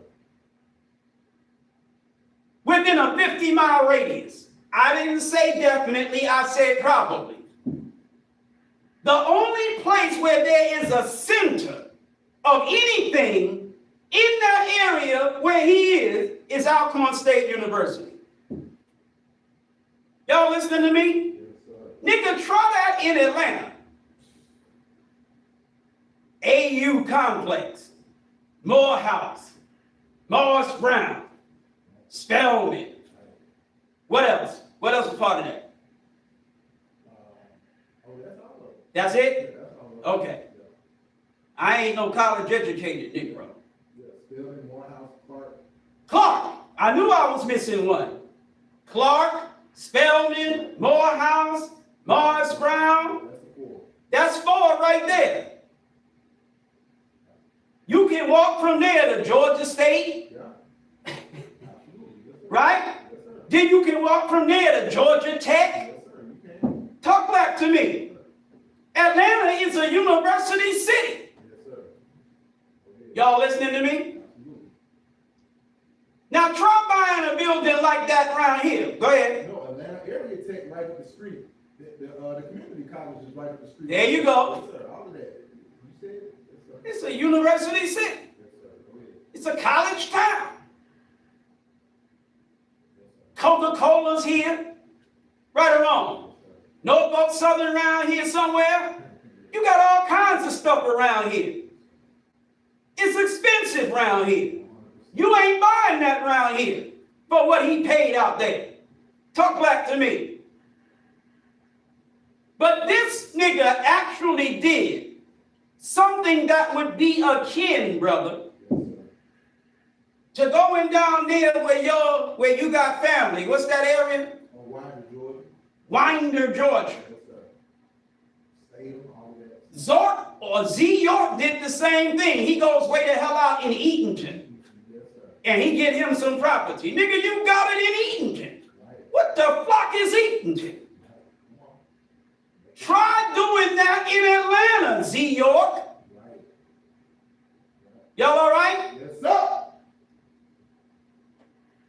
Some place where you can get a double wide for about $5. Slap it down on 3 or 4 acres of land for another $10. $15, you got a double wide on 2-3 acres of land, Oh, but ain't nothing around it. nothing around. Come on. You better bring your chicken and your bread with it, or you ain't gonna have no sandwich. Y'all all right? Yes, sir. All praise is due to Allah for the most honorable Elijah Muhammad. Boy, we silly as hell. So don't tell me how unqualified I am. Yes, sir. According to the FOI manual, I'm qualified. Go ahead. I know what a FOI must know. Yes, sir. I have what a FOI must have. And I also, in other words, I do what it says also must. I do that. So how the hell am I not qualified? Yes, sir. Teach. Y'all all right? Yes, sir. All praise is due to Allah for the most honorable Elijah Muhammad. I don't think I'm qualified to be no minister because I just feel qualified. I looked for, found what the qualifications are, and I met those qualifications. Y'all all right? Yes, sir. All praise is due to Allah once again for the most honorable Elijah Muhammad. So I went to every other day, got sharp with the teachers. Now nobody, lost, found, or Muslim, can say I fell off now that I'm not with Farrakhan. No, I stepped up now that I'm not with Farrakhan. Come on. 3-4 years later, I meet Minister Kevin. I find out that there's other temples around the country practicing the messenger's teachings only. I got with them. Through getting with them, I end up with a temple. What are you talking about? Ain't no envy and no damn jealousy. I want to follow only the messenger's teachings. I don't want to modernize. You say I'm stuck in a time warp. No problem. That's your perception of what I am. But I'll use your language, okay? The time warp that I'm stuck in, I want to be stuck in that warp. I'm outright saying it. I don't want to be more modern, more up to date than what the Nation of Islam was under the most honorable Elijah Muhammad. I want the teaching left like it is. Yes, sir. I want the practices left like they is. Yes, sir. Are you listening to me? Not they are, they is. Yes, sir. When I read Message to the Black Man, I want what is taught at the microphone to be exactly the same as what's taught by the book. When I practice Islam, I want it to be practiced exactly the way it was practiced when the messenger was here. No updates, no modernizations, no nothing. Yes, sir. When I read this, I'm satisfied. Yes, sir. I'm happy. I'm fulfilled. I don't want nothing else. I'm good with this. Come on. But until I met Minister Kevin and those he was working with, there was nobody I could get with and work with. So I just did it by myself. Y'all all right? Yes, sir. If I had set up a temple without anybody else that I'm working with, I couldn't claim that I'm just one of the believers. I would have been the leader of what I'm running. So that would have made me a Nation of Islam leader wannabe. I didn't want to be like all the others. Yes, sir. If I set up a temple, whoever joined my temple would have been following me. Because there was no other temples. If I'm the only temple and I'm the minister of it, then I'm the leader of what I'm teaching. I didn't want to do that. But once I met Minister Kevin, is it straight? Okay. Once I met Minister Kevin, okay, now there's him, there's Minister John, there's Minister Yusuf, there's Minister Bachar, there's other ministers, Minister Mutakeen in Philadelphia. You got all these other ministers. If any of y'all know, you got Kamal, you got Benjamin, you got Ali Shaheed, you got a bunch of ministers around the country that's just followers of the messenger. I'm like, okay, cool. Now I can pop up, I can get back in the ministry, and I'm just one of the ministers. The leader is the messenger. Go ahead. I waited until I found a situation like that. See. That's when I stood up. Go ahead. Are y'all listening to me? Yes, sir. So miss me with, I just want to be over somebody. I could have been over somebody for the 3 to 4 years I wasn't under nobody. Come on. But I didn't. Hello? And even when I got with those other ones, I didn't settle down and say, okay, I'm getting it in Atlanta until another 3 years. From 2000 to 2003, all I did was go to other people's temples. I didn't set one up myself. I just went to other people's temples. See. I was trying to get in where I fit in. I was learning them, they were learning me, and I was trying to find me a place where I could fit and become one of the boys. But I'm Minister Eric. Hard for Minister Eric to be one of the boys. Y'all listening to me? Because soon as you start playing with me, the nigga in me is going to come out. You listening? So you want to play. I'm serious. I have found y'all brothers, and it's the happiest day in my life. Now I feel as though, okay, let's go. I'm ready. Wow, let's get it.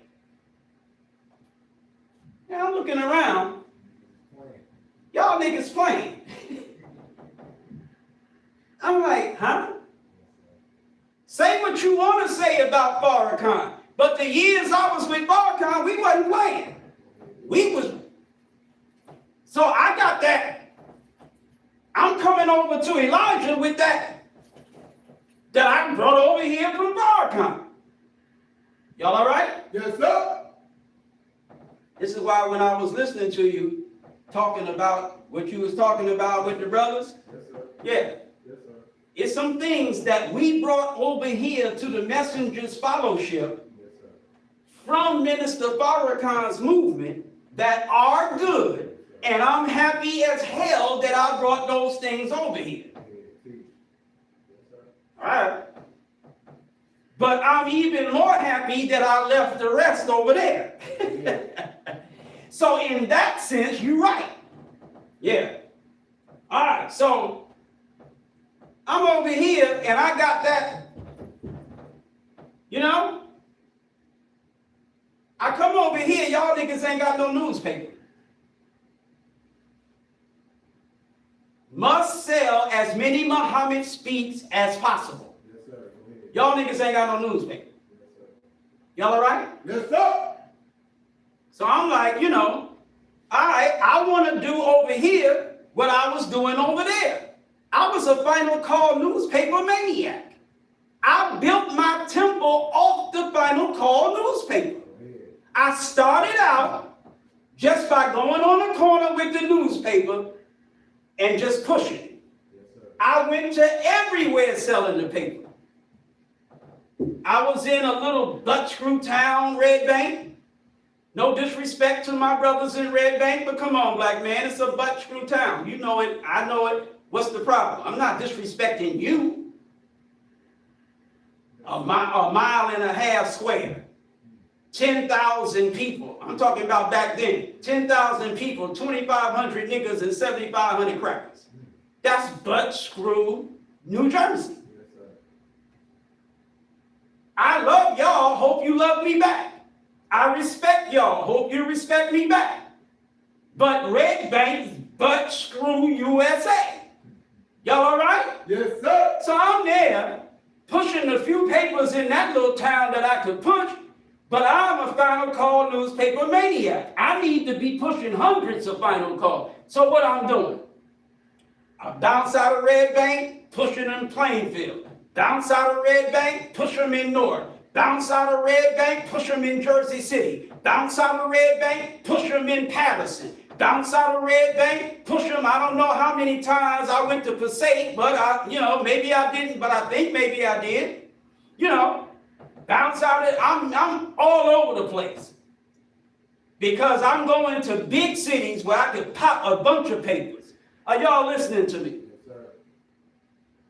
So then I come over here, y'all niggas ain't got no paper. I'm like, what? I'm raring to go. Y'all are moving slow. And that's just one example. There's many other examples how I'm ready to go, y'all moving slow. Then I got other ideas and, and I'm just watching the way they moving and I'm like, well, damn. Love you, appreciate you. I mean, look, y'all was on the right path when I was on the wrong one. I gotta respect you for that. My word is bond to Master Farad Muhammad. I don't care how much I disrespect you. I'm telling you, I appreciate you. I respect you. When I was a dumb nigga over there, you was a smart nigga over here. I will never forget that. You deserve credit for that. Y'all all right? Yes, sir. And the only reason why I'm a smart nigga over here now is because when it was less popular, when it was less feasible to do what I'm doing now, you, when it was harder, was doing it. You laid the foundation for me to be here. Appreciate you for that. But guess what, my nigga? I'm here now. Okay? Eric's here now. So whatever foundation you laid, thank you very much. All praise is due to Allah for the most honorable Elijah Muhammad. But I'm going for it. Talk black to me. Everybody all right? Yes, sir. All praise is due to Allah for the most honorable Elijah Muhammad. So, my personality mixed with the fact that I'm used to rolling a particular way, and we ain't rolling that way. Brother Gerard X, that's why I understand why our mutual brother keeps saying stuff like that. Yes, sir. I know why he talks like that. I feel the same way. All I want him to understand is, it is what it is. Yes, sir. Yes, sir. I get what you're saying, brother, but it is what it is. Okay. And I'm not giving no credit to the nigga that made it what it is. The very man that you want to give some damn props to is the reason why it ain't over here what it is over there. Y'all all right? Yes, sir. Make that plain. I got to make that plain. The things that the followers of Elijah Muhammad don't have was stolen from the followers of Elijah Muhammad by Wallace Dean Muhammad, and Farrakhan helped that nigga steal it. And he stands in the way, flock blocking us. See, I gotta say flock blocking instead of that other word. He stands in the way, flock blocking us from having over here what he has over there. Y'all all right? Yes, sir. Yeah. We are victims of identity theft. Come on, man. You get my social security number, my name, and my address, and you go apply for credit in my name Right. and start buying all the things that I want. You might buy all the things that I have, Yes, sir. but you default. Now my credit is shot. Yes, sir. And because I need credit to sustain myself, I lose everything I got. And I can't get the things that I had. Here comes somebody from over there with the nigga that stole my identity, looking at me like I'm a lame because I don't have what he had. He got it by stealing my identity, brother. Yes, sir. Go ahead. And I can't get it because my name has been ruined by him. Everybody thinks he is me. Come on. So when I come saying, this is what I want, this is who I am, they say to me, no, you're not that, and you can't get this because you all messed up. But who messed me up? Him. Yes, sir. So until I can clean up the filth that this man has put on my identity, get my credit back straight, and make my moves that I need to make, I'm here. So what the hell you look like telling me I need to give him some props? You out your damn mind. Y'all all right? Yes, sir. The most honorable Elijah Muhammad left us an $80 million, according to 1975 monetary value. Today it would be somewhere near $1 billion. The most honorable Elijah Muhammad left us with what today would be at least $1 billion empire.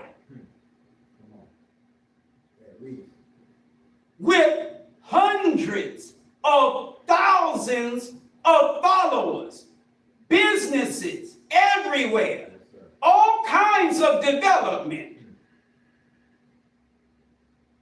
Wallace stole it. Farrakhan helped him steal it.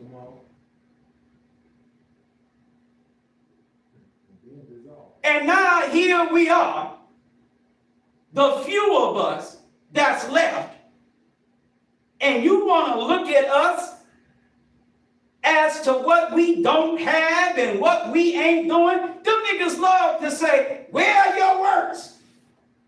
You talking against the minister? What are your works? What are your works? What are your works? What are your works? God damn it, nigga, what the hell are his works?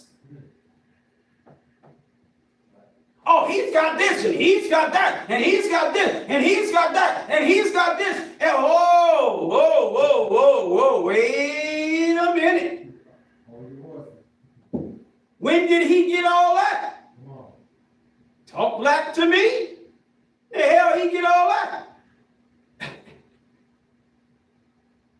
Let me tell you where our works are. Wallace has them. You ain't listening to me. Wallace has our works. Let me tell you where else my works are. You act like for the 13th, from 83 to 97. I say 96, but I didn't stop representing until 97. I was just renegade.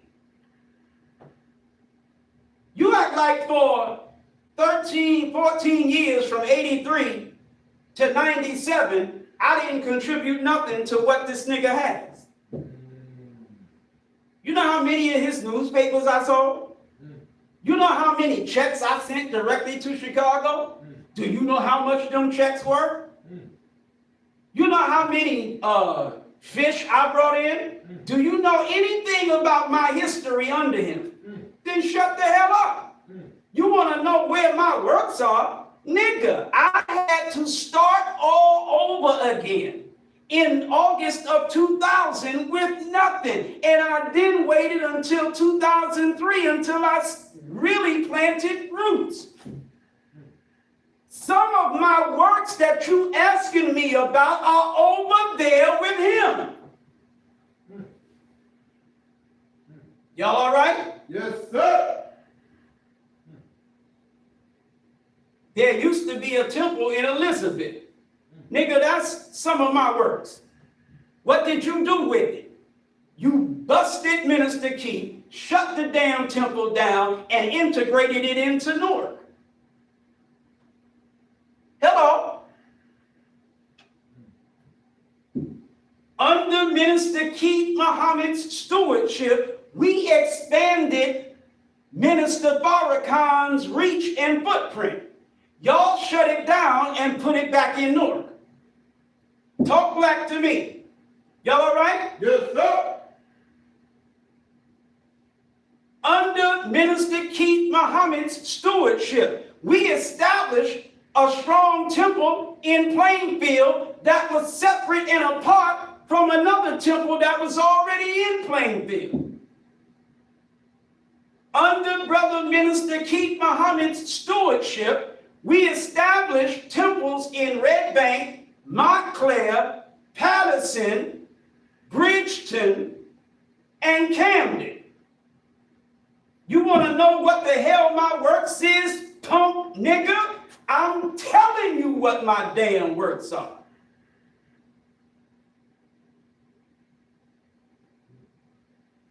Y'all all right? Yes, sir. All praise is due to Allah for the most honorable Elijah. I said under Minister Keith Muhammad's stewardship. It wasn't my personal works, but whatever those works are, I was a very key figure in those works getting done. Talk black to me. Y'all all right? Yes, sir. All praise is due to Allah for the most honorable Elijah Muhammad.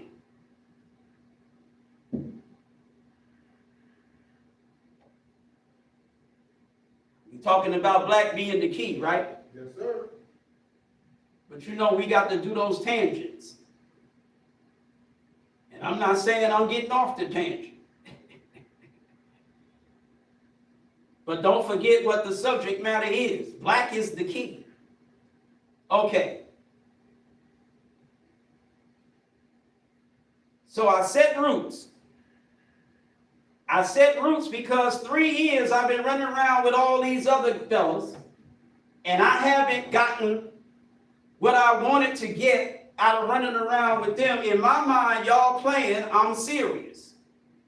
I said in my mind. I said in my mind. And nobody died. Nobody left me God. I'm not the leader, but I do have a mind. I have my own perception. And in my perception, y'all was playing, I was serious. So now, I'm not affiliated with no other temples. This is November of 2003. I'm just setting up shop, whatever. Where did I set it up? In the living room of my house. Anybody listening? Yes, sir. Now, when I say my house, I don't mean no house I own. I'm talking about the townhouse apartment I rented. I set up shop. November 2003, set up shop. Okay. So now I'm having meetings in the living room of my house. Brother Gerard S. Sir, yes, sir. Brother Jamal Muhammad was my assistant minister in Red Bank when I was under Farrakhan. Yes, sir. He came down to Atlanta, and he was my assistant minister then. I would be at the house. He would take my minivan and go out and fish. I told this story before too. Yes, sir. He's out fishing. He comes back with 2 sisters.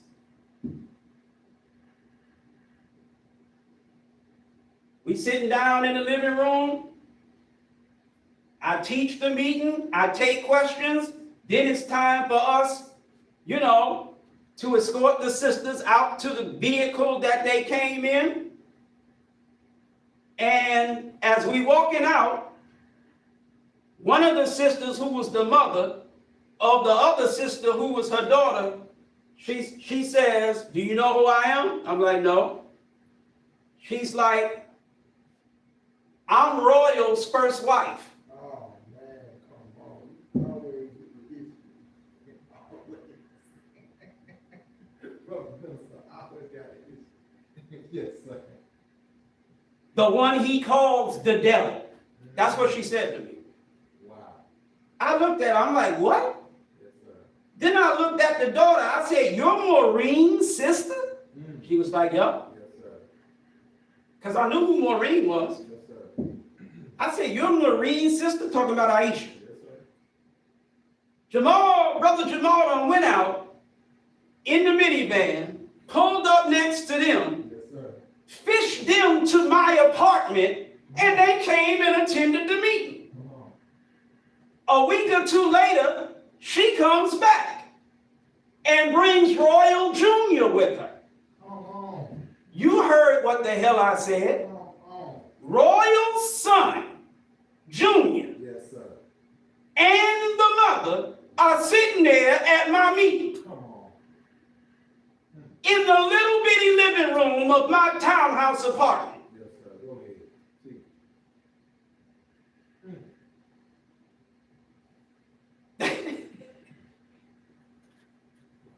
Y'all listening to me? Yes, sir. And things like that would go on periodically. Good fisherman. Every time I turn around, he bringing a van load of people to the house. Go ahead. We teaching, do the meeting, take up charity, take up questions, you know. Yes, sir. Somehow, Mosque 15 finds out about it. This is when Minister Ray was over 15. Next thing you know, them brothers is coming to the apartment complex, dropping old final calls at every townhouse apartment. You know what that was about. Yes, sir. They found out that people was attending the meetings I was having, and they wanted to let everybody know, no, the real Nation of Islam is us. You know, don't listen to this little nigga in his apartment. We got big old Mosque 15. He's just a wannabe. Y'all come and be with us. Yes, sir.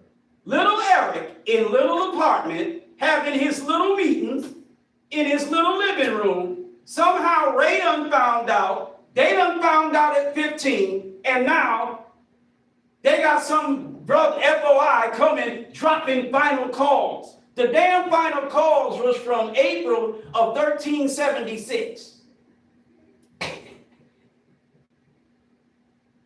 I open my door, it's a final calls laying at my doorstep.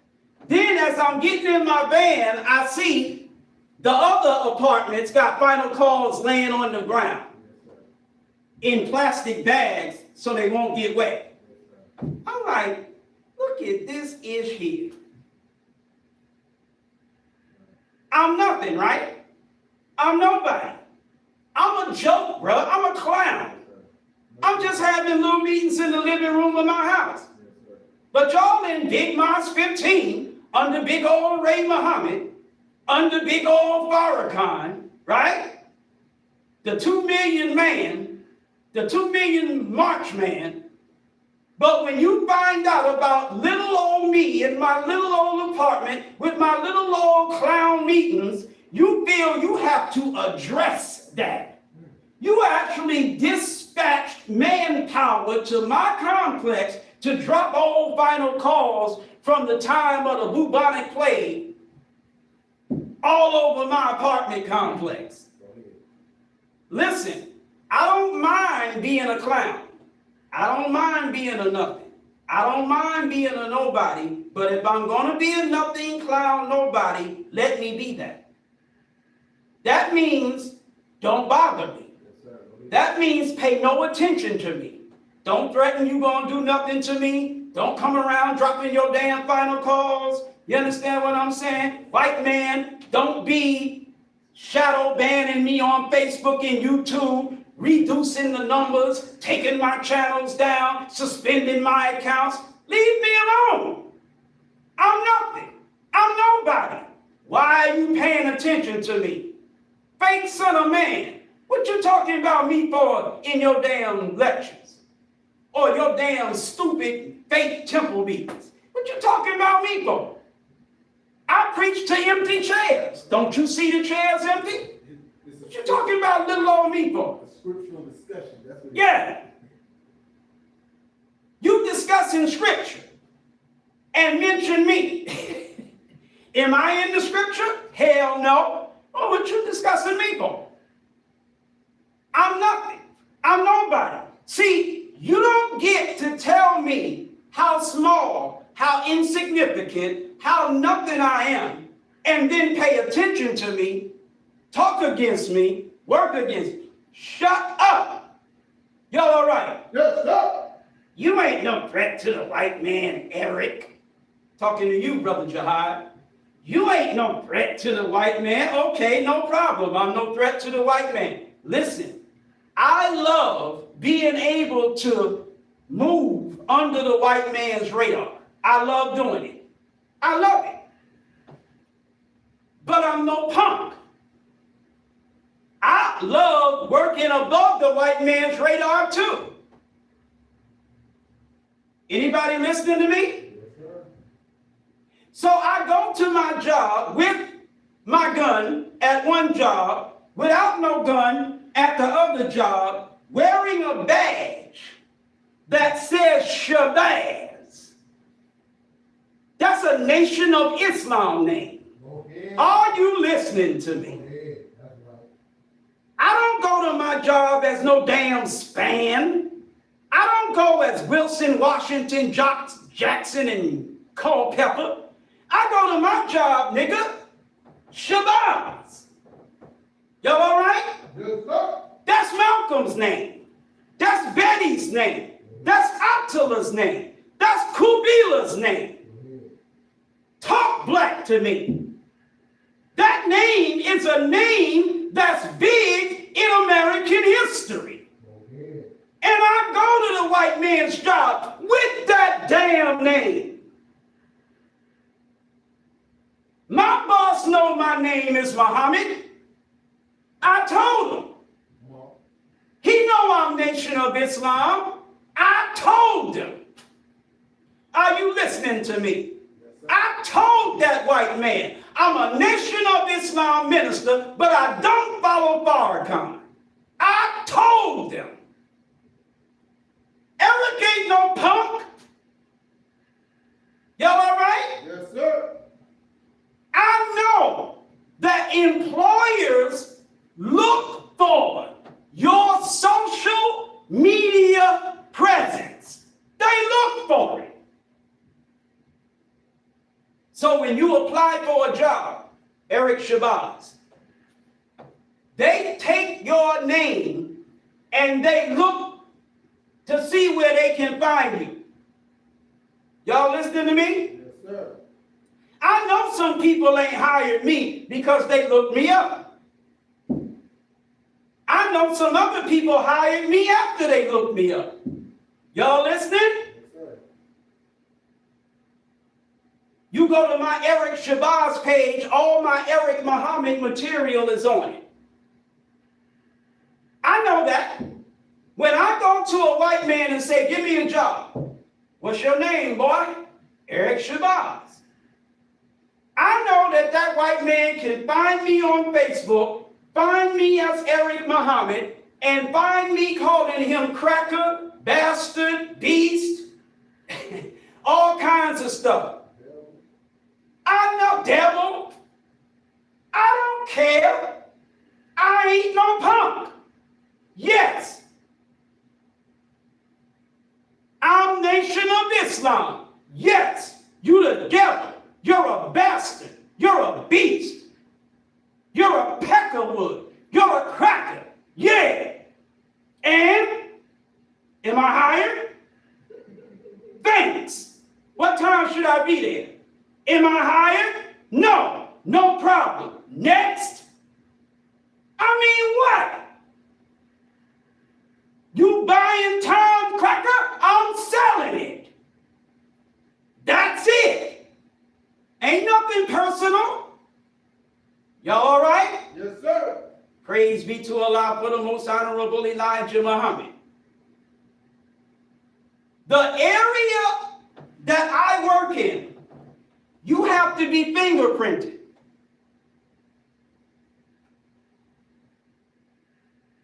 I'm faking like I'm fingerprinting, Brother Gerard. My fingerprints have to go to the GBI, the Georgia Bureau of Investigation, and the FBI, the Federal Bureau of Investigation. They ask you to fully disclose. Most people don't. Eric ain't no punk, so I do.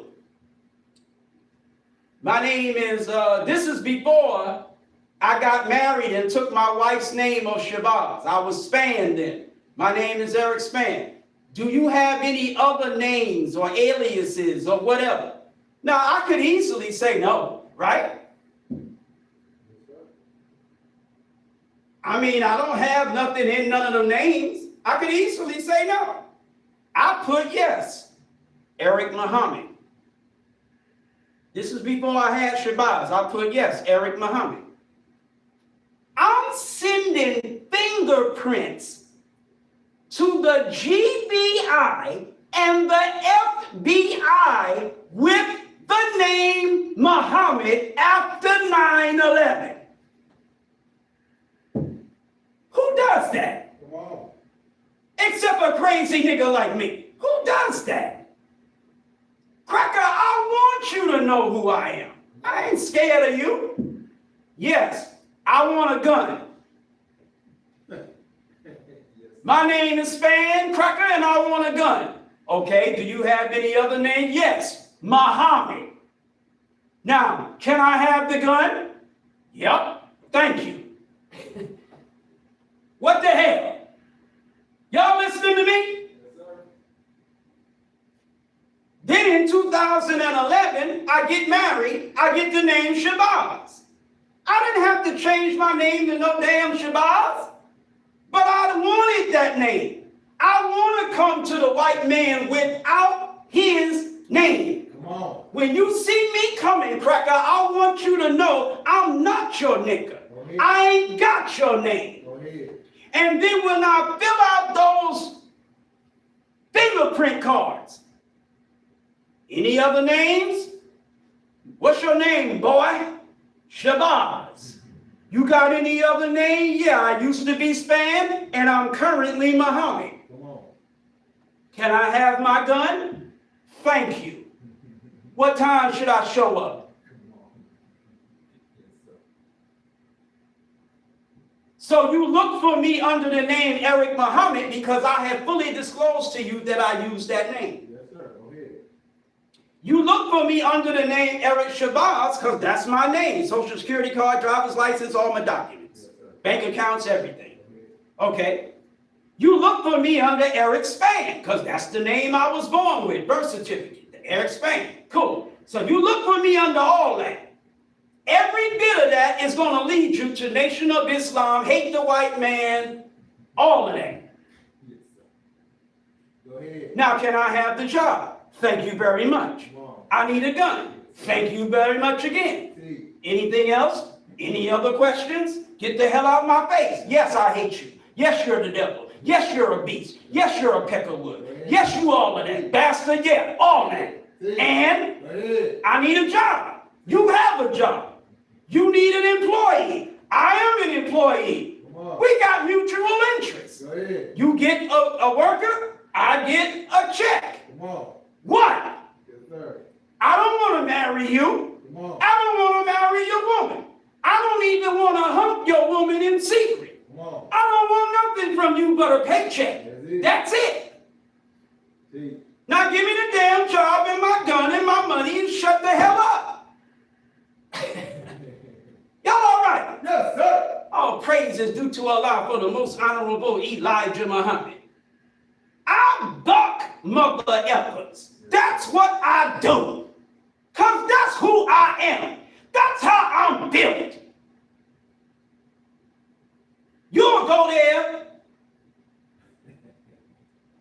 Look.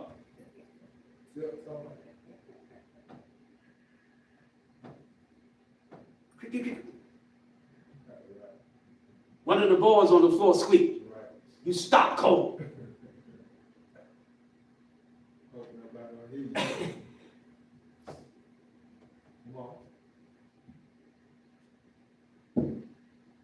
You hiding yourself. Man. I'm doing everything I can to reveal myself. Go ahead. But because so many people are so stupid now and pay so little attention, I'm still able to fly right up under the radar. But you can't say I'm hiding or I'm defrauding you. I'm making it very obvious who I am and what I stand for. If you ain't paying attention, that's your damn problem. Come on. Talk black to me. Not only that, but who I am and what I stand for ain't nothing you need to be tripping about anyway. Because as long as you don't F with me, I will never F with you. I'm going to come to your job, do my job, and get the hell out of there. I'm not there to be a problem. I'm there to get a check. Y'all listening? Yes, sir. All praise is due to Allah for the most honorable Elijah Muhammad. That's what Elijah Muhammad teaches us to do. Get yourself a job or an honest, visible means of support. Come on. How to get a job and keep a job is one of the things the messenger taught us. What to do when you on the white man's job. What not to do when you on the white man's job. Every damn company I go to, they want to promote me. It ain't because I'm wonderful.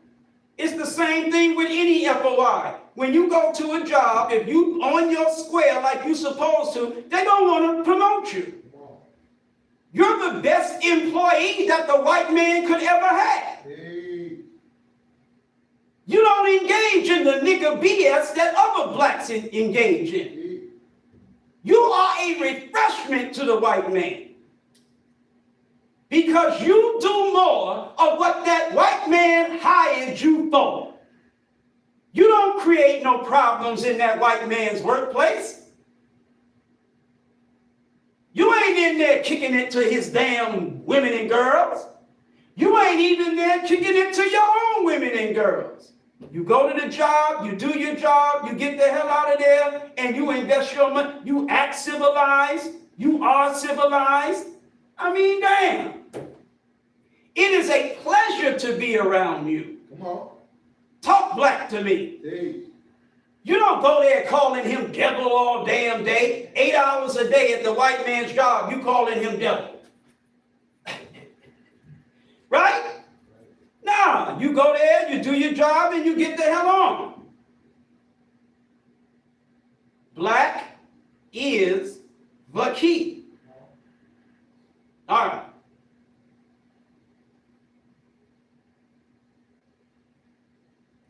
So from 2003 till now, we doing what we do, right? Standing on Elijah. And the plan is, you think that if the room looks like this long enough, I'll get discouraged and quit. The only thing this does is piss me off. That's the only thing this does. The only thing this does is make me more determined to keep doing it. You can't frustrate me. You can't break my spirit. All you can do is appeal to the rebellious nigger in me, and I'll just do it more. Y'all all right? Yes, sir. Because I'm vindictive as hell.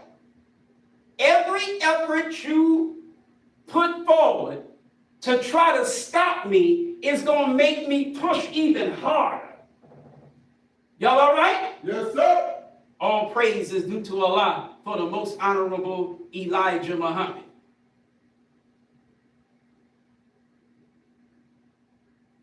Now, I've been preaching long enough. Oh, yeah, I've been preaching long enough. Now, listen. As I said in the beginning, Hebrew is a black language. What does that make Moses? Since you think Moses spoke Hebrew, what that make Moses? A black man. Hello. The white man said Jesus spoke Aramaic. You go to Luke 24 and 36. You go to St. John 20 and 19. Skip a verse and go to St. John 20 and 21. What's Jesus saying? Peace be unto you. In what language, cracker? Aramaic. Aramaic is a black language. What that made Jesus? A black man with a black language from a black culture. Just like Moses. Right or wrong? Moses, the messenger said, spoke ancient Egyptian Arabic. The white man has a Masonic group, for lack of a better term, called the Ancient Egyptian Arabic Order of Mystics, or of Nobles of the Mystic Shrine. Ancient Egyptian Arabic Order of Nobles of the Mystic Shrine, bearing witness that there's an ancient Egyptian Arabic. Moses spoke it. Y'all all right? Yes, sir. Okay. How do you say peace be unto you in Aramaic? Assalamu alaikum. Right or wrong? Right. Then Muhammad comes 600 years later with another member of that black family, meaning Afro-Asiatic, another language that's part of that same family of languages. What family? Afro, black, Asiatic, place. Afro, color. Afro is not a color, but when you see an afro, it's a particular color that have afros. So Afro, color, Asiatic, place. You with me so far? Yes, sir. Hebrew is a member of that family. Aramaic is a member of that family. Arabic is a member of that family. But if you say Arab, you don't think Afro. If you say Aramaean, you don't think Afro. When you say Hebrew, you don't think Afro. Because in this world, where there is a black-white dynamic, Yes, sir. white is at the top, black is at the bottom, so all the imagery you are given to associate with Hebrew is white. Come on. All the imagery that you are given to associate with Aramaic is white. See. All the imagery that you are given to associate with Arab is white. See. No Afros, no black. But black is the key. Yeah. Talk black to me. All right? Yes, sir. Okay.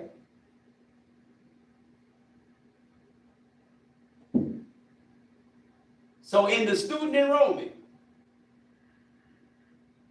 student what? Enroll. Who's enrolling? A student. Yes, sir. You have an enrollment and you have a student. Yes, sir. A student is enrolling in a course of study. Yes, sir. What's the course of study? The, not a, Yes, sir. the supreme wisdom. See. For the last 2 or 3 days, I have been listening to the lecture of the messenger that he delivered in Newark, New Jersey, my hometown. That's where I was born. I think it was Presbyterian Hospital. It wasn't Beth Israel. I think it was Presbyterian where I was born. I'll check. Newark, New Jersey, 1962. Okay. Messenger in 1958 is speaking in Newark. Now let me give you some context. This is 1958. Keith Muhammad is 1 year old. He's a year old. Yes, sir. Hopefully, homie was out of his diaper. Probably wasn't. It's been so long since I had kids in the house. When you're 1 year old, you're still in diapers, right? Yes, sir. All right. He's still in diapers. He walking, but he's still in diapers. Y'all listening to me? Yes, sir. The messenger is speaking in Newark. Farrakhan is there speaking. Malcolm is there speaking.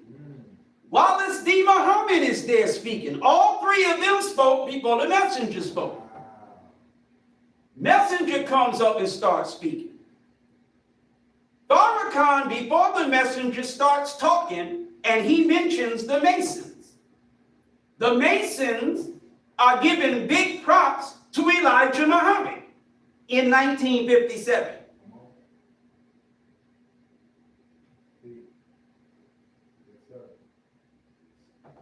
He mentions Martin Luther King. Martin Luther King had just hit national prominence 2 years before that in 1956. Anybody listening? He mentions how Martin Luther King Jr.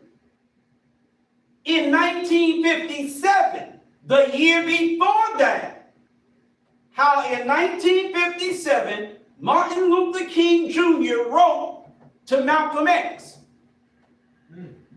and told Malcolm X that he looks forward to reading the Mr. Muhammad Speaks articles that appear in the Pittsburgh Courier. Come on, go ahead. Go ahead, please. Here in Atlanta, the Pittsburgh Courier was a prominent Negro newspaper, and Elijah Muhammad's articles were a regular feature in that newspaper. Martin Luther King Jr., who hit national and international prominence in 1956 after the Montgomery boycott. In 1957, he's writing Malcolm X in New York and telling him that here in Atlanta, in the Pittsburgh Courier, he reads Elijah Muhammad's article called Mr. Muhammad Speaks.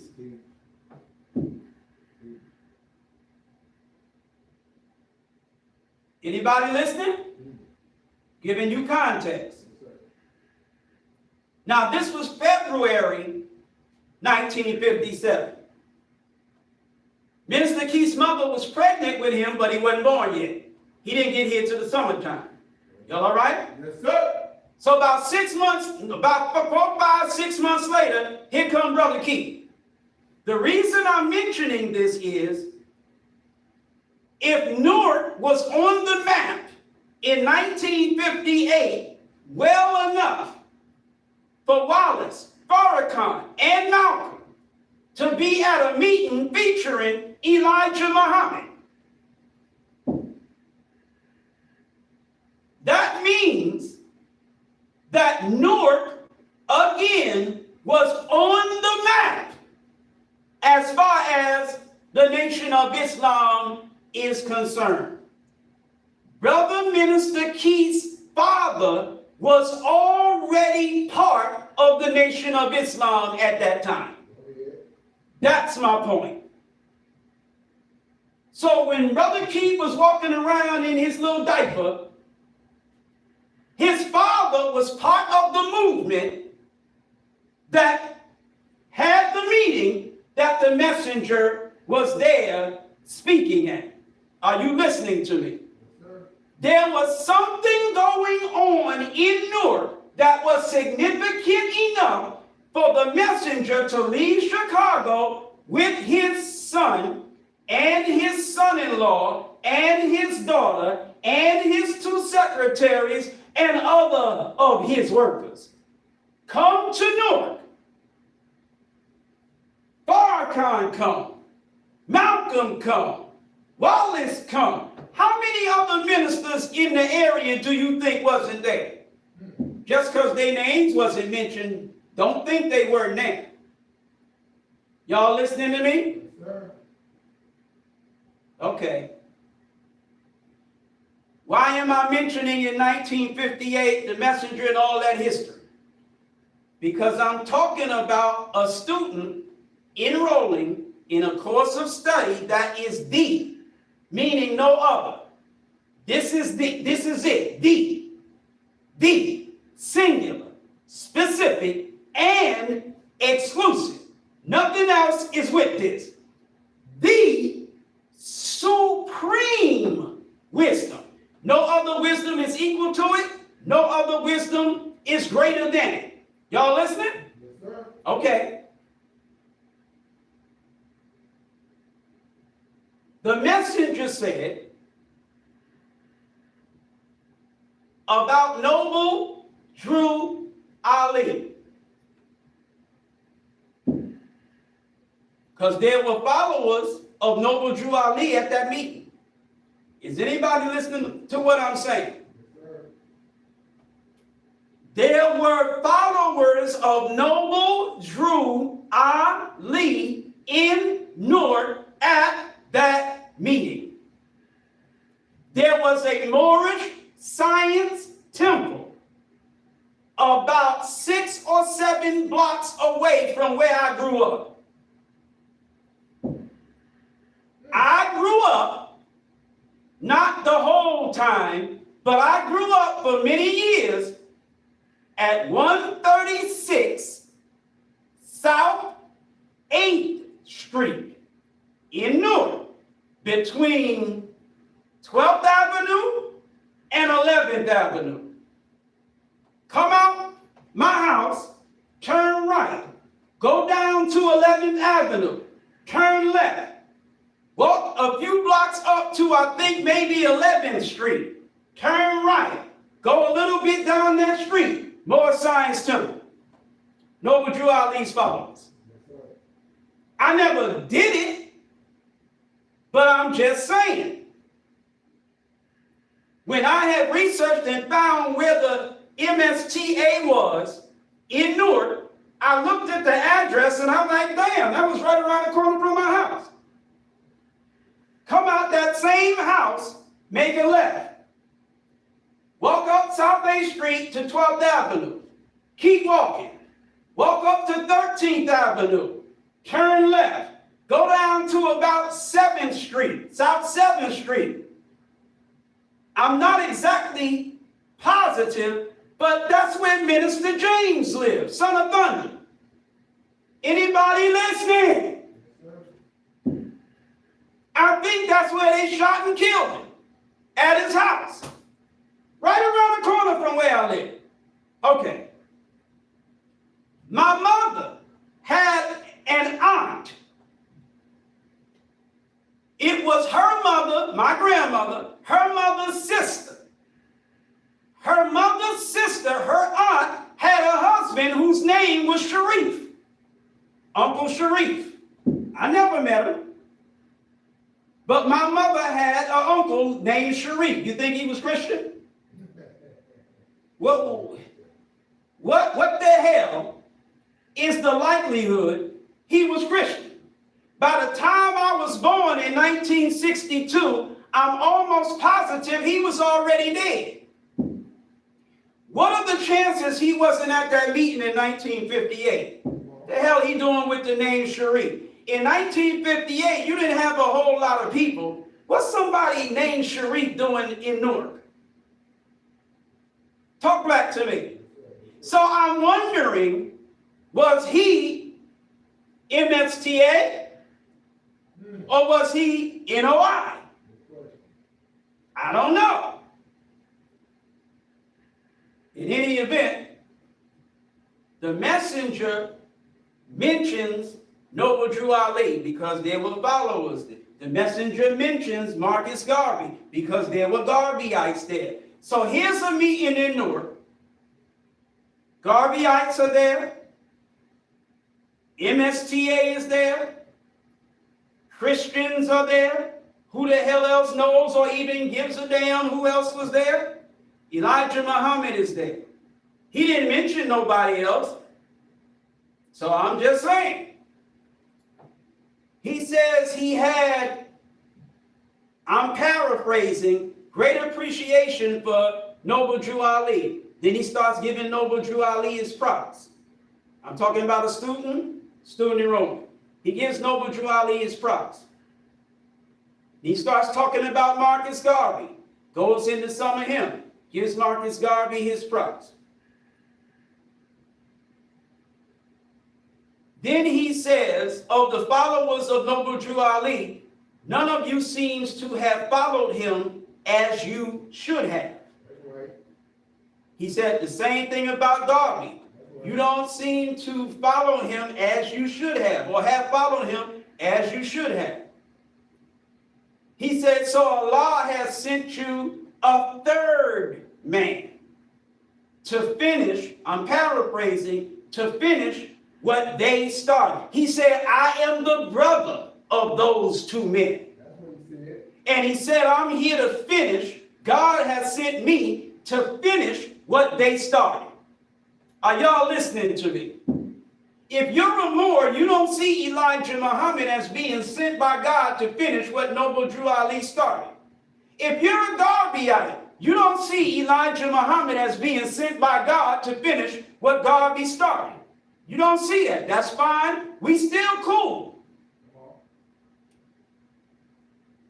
But never forget I'm Eric Muhammad. And if you think that ain't something you need to be real concerned about, try it. And I'll prove to you that's something you need to be damn concerned about. Go ahead. If you see any eggshells, you better start stepping on them. Because Eric don't care. I don't give a flock about diplomacy. If you push the wrong button, I will give you the smoke. Y'all all right? Yes, sir. All praise is due to Allah for the most honorable Elijah Muhammad. I'm talking about student and enrolling as a student in the supreme wisdom. Now let me tell you what our God, Yes, sir. I told you about our message. Come on.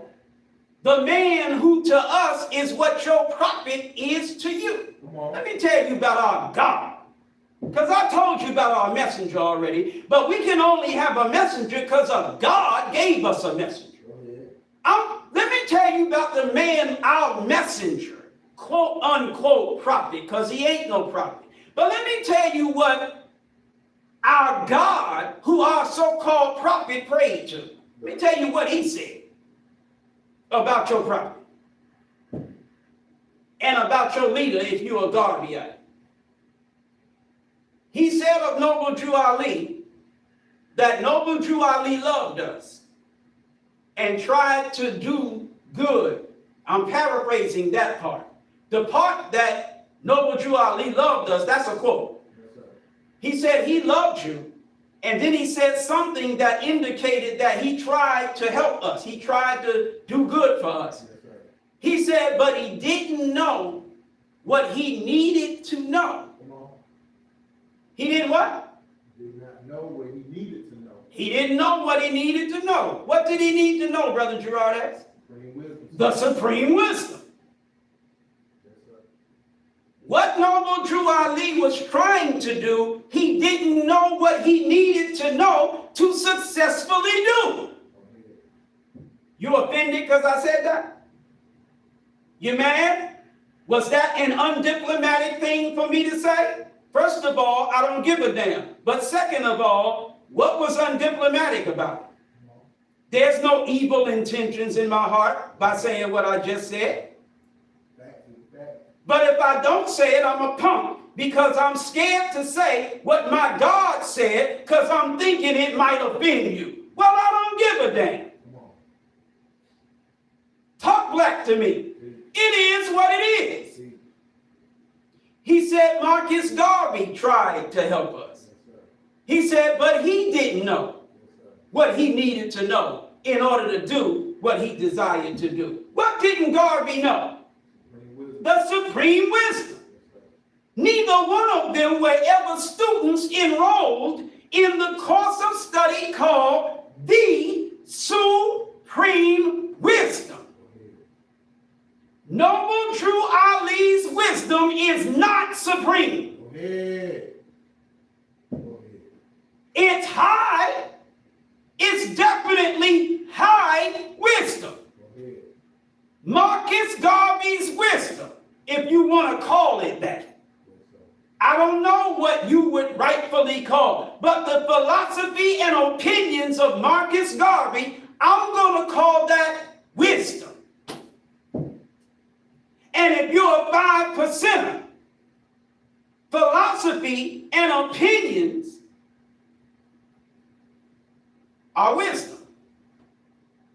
But they're also knowledge and understanding. Yes, sir. You understand what I'm saying? Yes, sir. The philosophy is more, you would think is wisdom, Right. because Sophie means wisdom. Sophie. Yes, sir. Okay? But understanding is the best part of knowledge, Come on. right? Yes, sir. So the opinions would be understanding. Right. Yes, sir. See, I call his teaching wisdom because wisdom is wise words spoken by a wise man. Go ahead. You with me? And the root of his wisdom, his wise words, that his opinions represent the crystal clear picture in his mind of those words, and the best part of the knowledge that those words represent. That's what the opinion To me, that's just me talking. Yes, sir. Okay. Marcus Garvey's philosophy, Marcus Garvey's opinions are not supreme. Yes, sir. It is a wisdom that's high, but it's not supreme. Come on. Message to the black man in America is supreme. Yeah. Nothing equals this. Come on. Nobody equals him. Come on. Nothing equals this, and nobody equals him. Yes, sir. Nobody is equal. Nobody is superior. Y'all all right? Yes, sir. And I'm not too afraid to say it. And if anybody don't like it, I dare you to try to bring me some smoke, and I'll eat you alive. Y'all all right? Yes, sir. How the hell you God? And you letting yourself get pulled to Morris science? How the hell you a Muslim? You letting yourself get pulled to Garveyism? The hell is wrong with you? Once you know this, the supreme wisdom, the 120, nobody has nothing that can do nothing with that. Are you listening to me? God damn it, you don't get to teach me about nationality. Who the fuck you think you talking to? I wish the hell you would try to, what? See, you pushing a button that you need not to push, because I don't have the personality to handle you in the diplomatic way that I should. I'm going to smack the nigga piss out of you. And you can't stop me because I can whoop you. Let me say that again. I'll smack the nigga piss out you, and you won't stop me because you can't stop me, because I can whoop you. Go ahead. Got it? You think that's just bad talk? You want to try me? The hell out my face. Y'all all right? Yes, sir. All praise is due to Allah for the most honorable Elijah Muhammad. The messenger teaches us that Allah declared us what? Let me see. I'm testing you, Brother Gerard X. The messenger teaches that Allah declared us a what? For a nation. Damn! Yes, sir. I'm trying. Oh! Anybody that's been in one of my FOI classes know why I'm frustrated. I thought I had him. I thought I was going to Vic, bro. He got me. Let's give Brother Gerard X another round of applause. Yes, sir. Ah. I didn't think you knew that. Allah declared us a nation. Go ahead. Yes, sir. Here you come with a damn fez and a tassel talking about Messenger Elijah Muhammad didn't deal with nationality. Allah declared us a nation, but we don't deal with nationality. Allah, Master Farad Muhammad, declared us Yes, sir. a what? Nation. Nation. But we don't deal with nationality.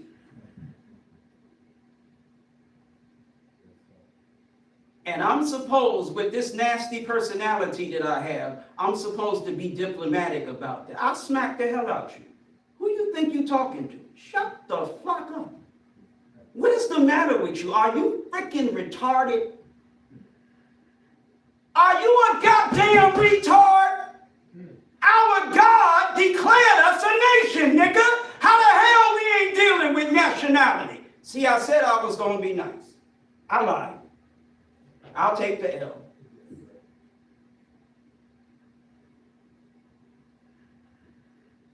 We're fighting for Islam, right? And we'll surely win. Allah gave to us a national Yeah. the sun, the moon, and stars. Yeah. Allah gave to us a what, brother? National. A what? A national.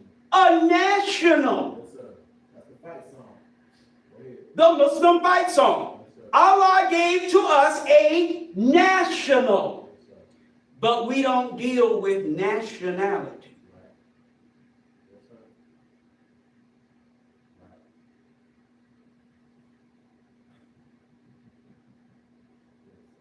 What I lick this hand for?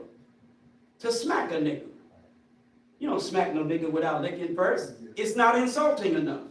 You got to put your saliva on that nigga. Bow! Smack, lick that hand for you smack that nigga.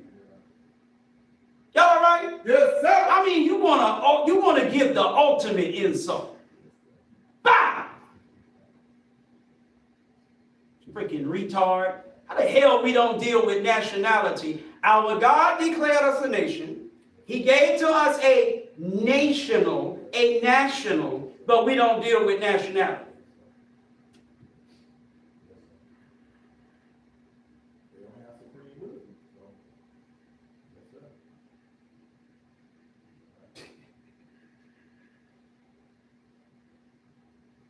We are referred to by everybody with half a brain, which excludes a lot of niggas. Yes, sir.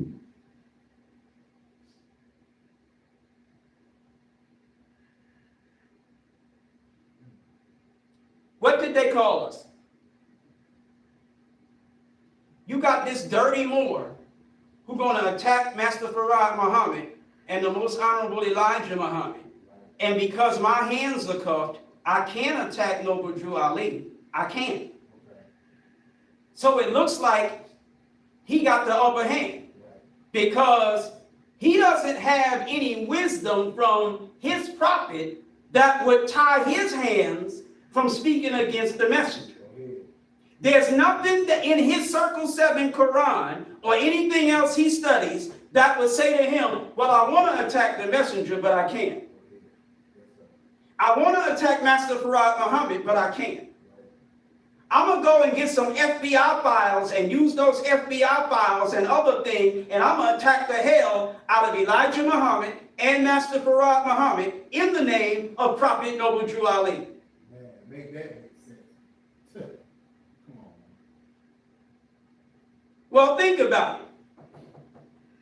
Give me Ali ever spoke about not attacking Elijah Muhammad.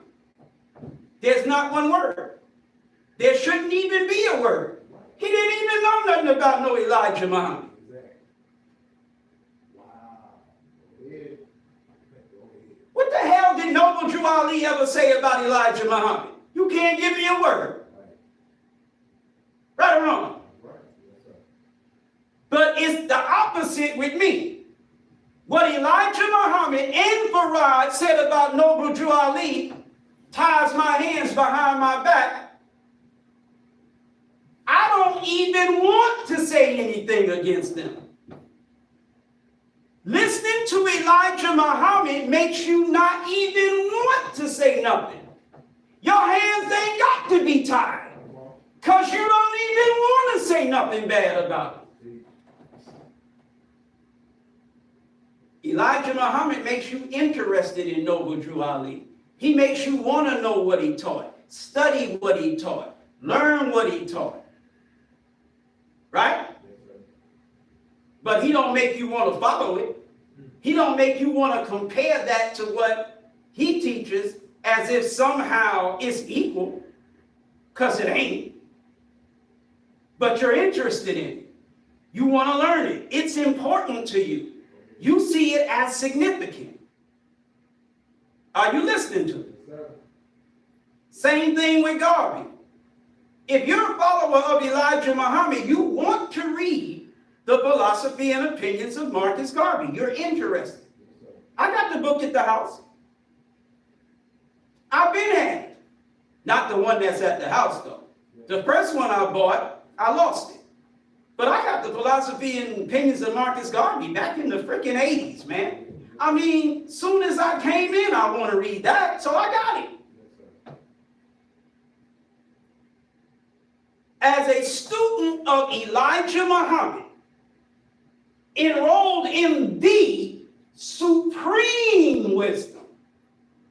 You want to reach back and study the wisdom of Prophet Noble Drew Ali. You want to reach back and study the philosophy and opinions of Marcus Garvey.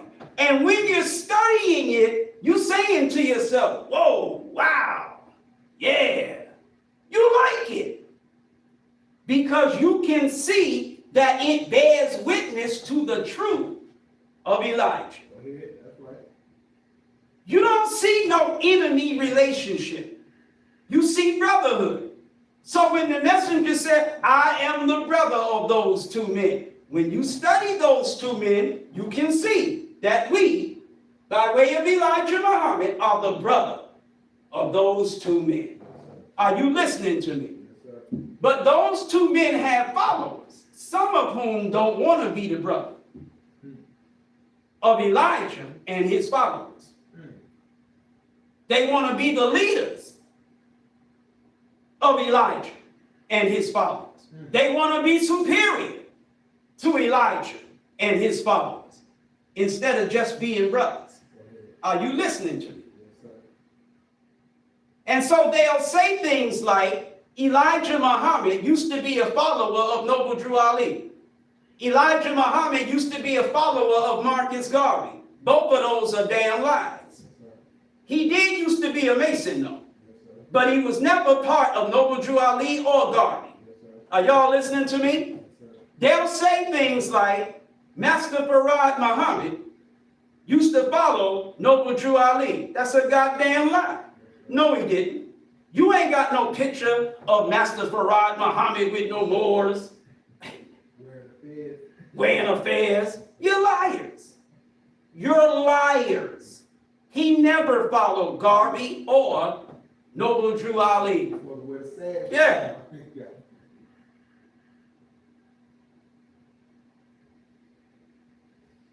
When the messenger was being interviewed, the interviewer asked him if the Nation of Islam, he didn't ask him in these words. Okay? My words are different than his words, but it's the same thing he said. Okay? Tomato, tomato, a rose by any other name would still smell as sweet. That's for my Shakespeare names. All right.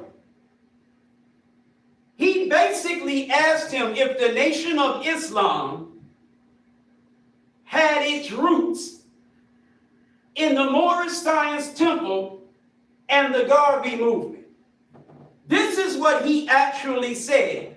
He asked the messenger, was Master Farad Muhammad ever a follower of Noble Drew Ali or Marcus Garvey? And the messenger said, no. Read the true history of Master Farad Muhammad, where the messenger is asked these questions. I think that's the book. And the messenger says, no, he's no follower of anybody. He's self-independent. Talk black to me. The wisdom of Master Farad Muhammad is supreme above the wisdom of the first God 78 trillion years ago. The wisdom of Master Farad Muhammad is supreme above the wisdom of all of the gods of all of the 25,000 year cycles, and before the deportation of the moon, it is superior to all the gods of the 35,000 year cycles. Because we used to write history to last for 35,000 years until the deportation of the moon. Y'all listening to me? Yes, sir. The wisdom of Master Farad Muhammad is supreme above any god who has ever lived in the history of Islam, in the history of the universe. And it is supreme above any wisdom that will come after it. No wisdom will ever come that is equal to the wisdom of Master Farad Muhammad, or supreme above it. Are y'all listening to me? The supreme wisdom wisdom. It is supreme above the wisdom of Noble Drew Ali. It is supreme above the wisdom of Marcus Garvey. It is supreme above the God who revealed to Prophet Muhammad. It is supreme above the God who revealed to Jesus. It is supreme above the God who revealed to Moses. Ain't no God ever been like Farad. And that's why in chapter 112, it says, and none is like him. Come on. Come on. Y'all listening to me? Yes, sir. Ain't no God ever existed that none was like. Who you think you talking to, Sunni? There is no Allah that has ever lived, that has ever existed, that none was like. Wait a minute. Make that plain. Here we go back 75,000 years. Let's go back 100,000 years. There's a God in the year one of that cycle. Yes, sir. His wisdom is going to last for 25,000 years. Yes, sir. He's one man with 23 other men under him. He's one out of 12 scientists that are major. There are 12 more that are minor. Yes, sir. 11 of those major together with 12 of the minor write the history that's going to take place for the next 25,000 years. He's the God and the judge over them. Go ahead. His wisdom lasts 25,000 years. 25,000 years later, 75,000 years ago, here come another God. Come on. Yes, sir. Peace.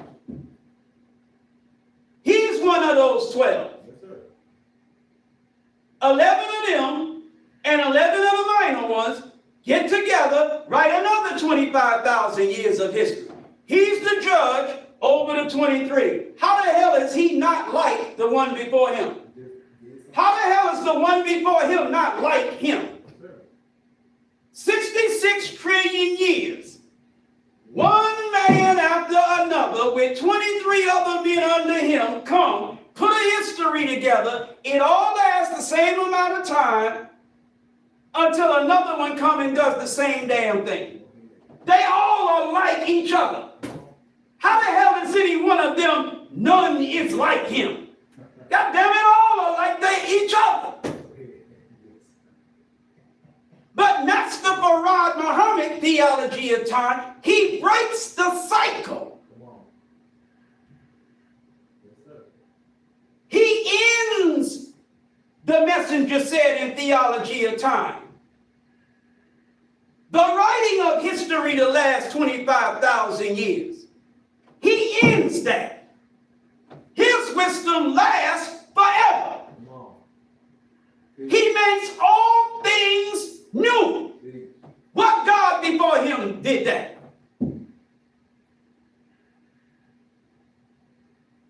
He makes all things new. Peace. Peace. He brings in a new heavens. That's right. He brings in a new earth. Peace. The former things pass away and all things are made new. That's Farad. None is like him. Y'all listening? Yes, sir. You don't understand the messenger's teaching. Shut up. Now, we done had some bad men come among us. I don't want to say niggas because then you'll get insulted. We done had some bad men rise up among us. Garvey, Noble Drew. Cool. No problem. Delaney, Garnett, Walker, talking about David Walker, Turner. We had a bunch of bad brothers. None is equal to Elijah Muhammad. The reason none is equal to Elijah Muhammad is because none had a God equal to Farad. Talk black to me. Man. Oh, that's it. Y'all better stop playing. Come on. You can run around in your fezzes or with your red, black, and green all you want to. And you're going to be one dead nigga in a fez. You're going to be one dead nigga with a black and red and green flag. You better get an X or a holy name. And it better not be one you chose for yourself. You better get it from the Nation of Islam.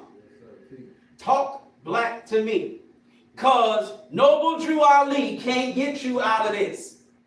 Marcus Garvey can't get you out of this. There is one man and only one man that's going to get you out of this before Master Farad Muhammad burns this to the ground. Are you listening to me? That one man is Elijah Muhammad. When this goes down, if you ain't following Elijah, you going down with it. Now, you might have a fez on when you go down, but you're going down.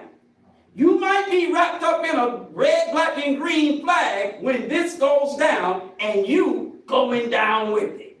Okay? That's it. You better register with the Nation of Islam, and you better not do it with Farrakhan. You better do it with the followers of Elijah Muhammad. Because this is this close to going down. Are y'all listening to me? All of this that you see is about to be over with. It ain't long from now. So you want to keep arguing about what leader is the best leader, what teacher is the best teacher? But okay, no problem. Keep on doing that. You one dead nigga. I wish I could make that the subject, but YouTube will take it down if I do that. I would love to do a lecture called One Dead Nigga. Man, I wish I could do that lecture. One dead nigga. Because everybody, I don't give a damn who you are. Everybody, no exceptions. Everybody that ain't with Elijah, you one dead nigga. Got it? Now don't you say nobody told you, because I just did.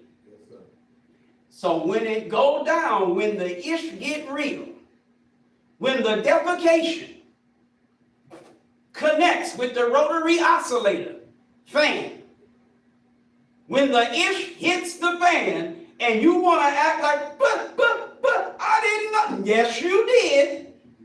You was just rebellious. Because the Nation of Islam was too strict. And you wanted to be part of a movement that's less strict than the Nation of Islam, so you chose some other movement. You didn't think that you could cut all the mustard of being a Muslim follower of Elijah, a member of the Nation of Islam, so you got with something that was easier. That's what you did. Y'all all right? Yes, sir. Because the Nation of Islam has a discipline, read the back of the book, that staggers the imagination. You don't think you are cut, built. You don't think you have what it takes to have imagination, mind-boggling discipline. That's what the Nation of Islam has. You ain't got it, so you went somewhere else and you're trying to put that above the Nation of Islam. Hell no. You one dead nigga. I wish I could make that the title. Everybody all right? Yes, sir. All praise is due to Allah for the most honorable Elijah Muhammad. So you're a student, you're enrolled in a course of study called The Supreme Wisdom. Now I'm going back to the point that black is the key. The first point I made from the student enrollment is the Nation of Islam has no birth record. No ending, no beginning, nor ending. You think the Nation of Islam is over because Wallace took all the followers almost? You think the Nation of Islam has ended because Farrakhan called himself bringing it back and now he's taking that back? You think the Nation of Islam is over because Temple number 15 under some nigga say he Minister Eric Muhammad, that nigga preaching the empty chairs every week? You think the Nation of Islam is over? It doesn't only not have any beginning, my nigga. It ain't got no ending. The Nation of Islam ain't going nowhere. Got it? It has no beginning and it has no ending. Wallace couldn't stop it. Farrakhan can't stop it. The white man can't stop it. Nobody can stop it. And why I teach separation, the messenger said to the devil, I planted so many seeds that you'll have a hell of a time trying to get rid of them. Talk black to me. I don't give a damn how small, how weak, and how seemingly insignificant we are. The proof of our power is the fact that we still here. The mere fact that you know me, that you watch me, is the proof that we ain't over with. What the hell is some nasty, foul-mouthed, loud-mouthed nigga in an empty room doing attracting your attention? Hello? Y'all all right? Yes, sir.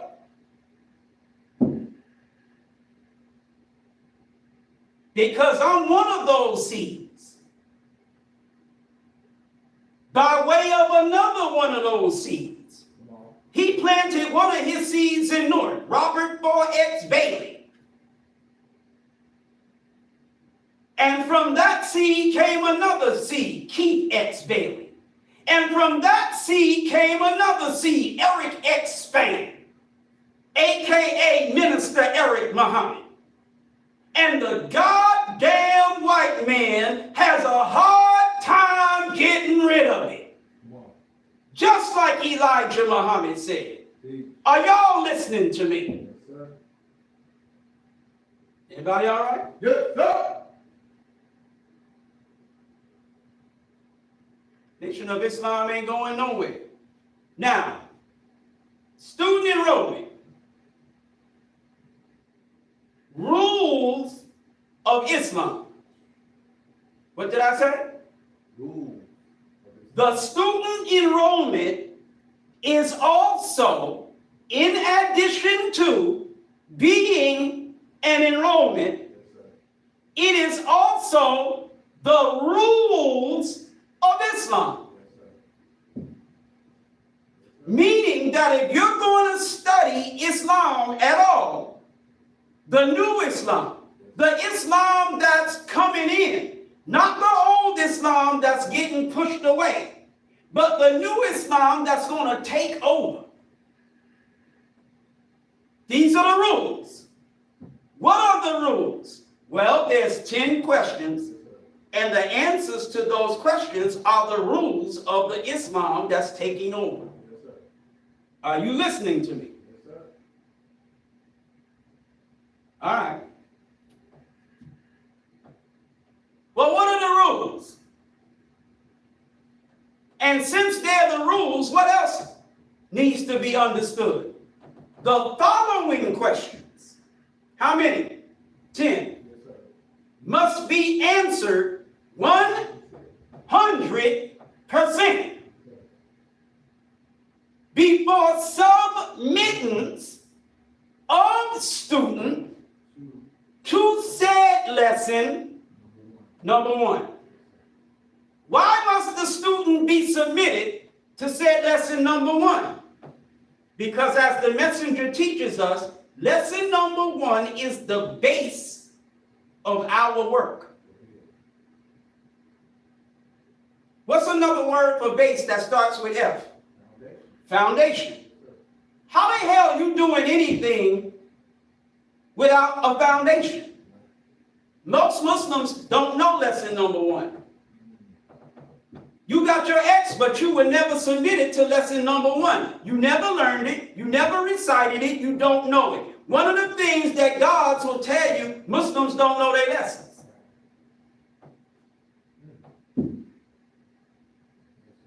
Talk back to me.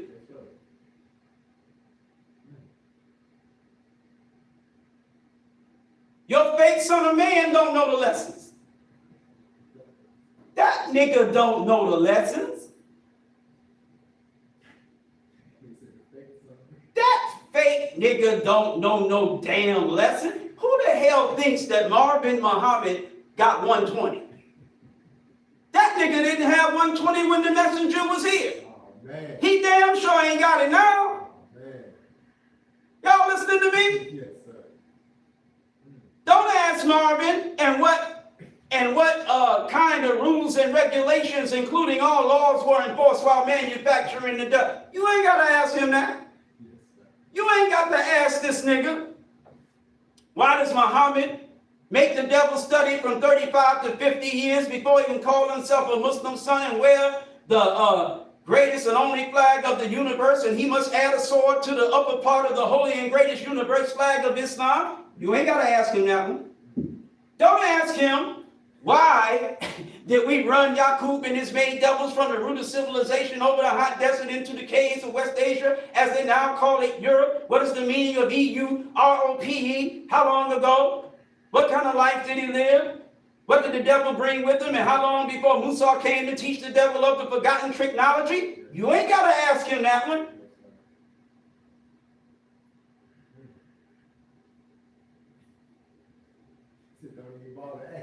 You ain't got to go to none of them long ones. See, when I was coming up, 5% of Star Eric was your typical average Muslim. So they would run up on me thinking they got to catch me out there. So I already knew which ones they were going to ask. You're going to ask them long ones. So they would try me, and I spit it right out.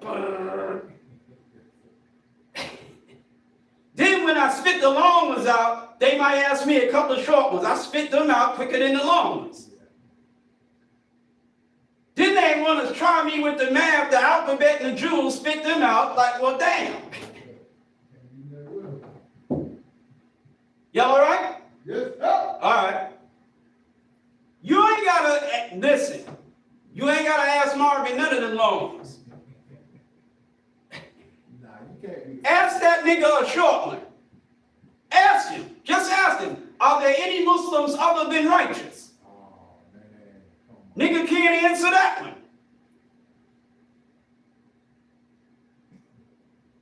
You think that nigga gonna say, I beg your pardon, I never heard of one? I never heard of one. He ain't gonna answer that. He don't even know that short one. Ask that nigga. Do you mean to say some of the 17 millions do not know they're Muslims? Tell him, tell Marvin. I hardly believe that unless they're blind, deaf, and dumb. He can't tell you. He ain't got no response. He couldn't when he was under the messenger, and he can't now. Talk black to me. Man, please. What the hell did this nigga say God means? Grantor of dominion?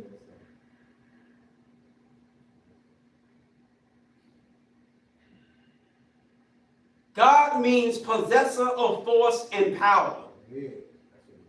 That's the messenger's teaching. This nigga talking about grantor of dominion. Who the hell have we ever granted dominion to other than the white race? Before the white race, we weren't granted dominion. We always had dominion. We are the maker, the owner, dominion, cream of the planet Earth, God of the universe, self-created. We granted ourselves dominion.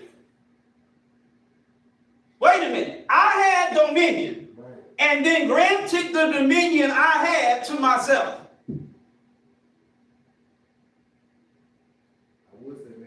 So I go to the landlord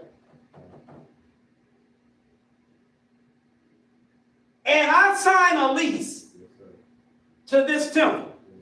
Yes, sir. It's in the name Eric Shabazz. I signed a lease.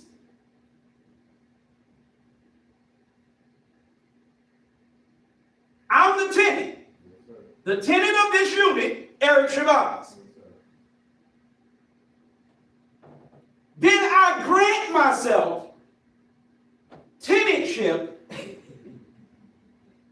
I grant myself the tenanthood or the tenantship of this space. Are you stupid? The landlord buys the building, becomes the owner, and then grants himself or herself the ownership of the building. Does that make any damn sense? Yes, sir.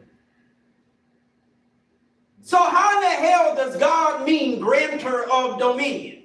He doesn't. Well, we granted dominion to the white man. It says in the book of Genesis, and give them power and dominion. Okay. By that definition, that means we weren't God before that. Because we had never granted dominion to anybody before the white man. So we weren't God, right? Because we never granted dominion to anybody. We just had dominion for ourselves, but we never granted it to nobody. So we weren't God. Do you see how stupid these people are, brother? Yes, sir. Do you see how stupid this nigga is? Do you see how stupid his followers are? Yes, sir. Yes, sir. Listen, fake son of man, and listen, followers of a fake son of man. You don't want no funk with me. You ain't built to F with me. Shut your mouth, mind your business, go somewhere and sit down. Y'all all right? Yes, sir. I'm the wrong nigga to try that mess with. So don't be asking me to come question your son of man. Mother blank your son of man. I ain't got no questions for your son of man. Who the hell is your son of man for me to question? That nigga need to be questioning me, not the other way around. Y'all got it? The hell you think you talking to? Unbelievable, brother. Very unbelievable. The Son of Man will be on tonight. And you can call in. Here's the number. And he'll answer your questions. Well, what questions do I have? What? What you think I got to question this nigga about? Prove to me that you're not the Son of Man. Or, not that you, pardon me. Prove to me that you are the Son of Man. How can you prove to me? That's what these niggas think. You gonna call in and ask this nigga for him to go and take the Bible. He don't use the Quran. He gonna take the Bible and show you how he's the Son of Man.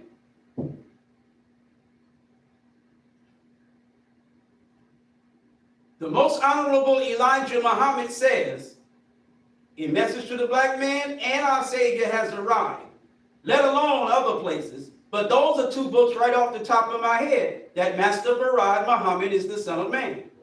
The messenger didn't teach on the Son of Man in a manner that did not include identifying the specific individual and his name, the specific person who's the Son of Man, and why he's called the Son of Man.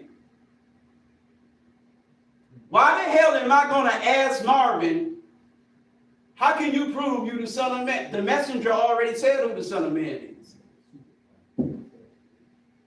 So what I need to question him about that for?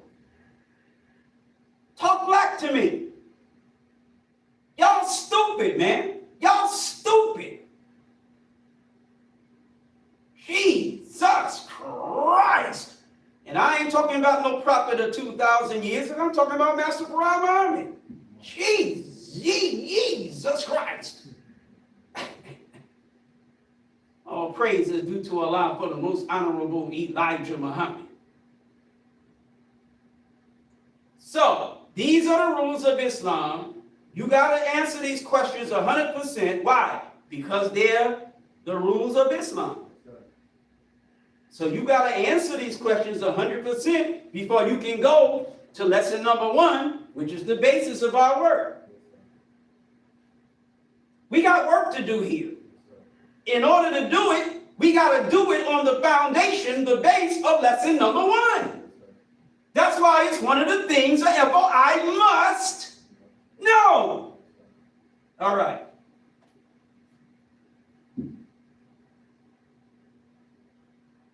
Question number 1. This is the first rule. This is the first rule. Who is, did I say was?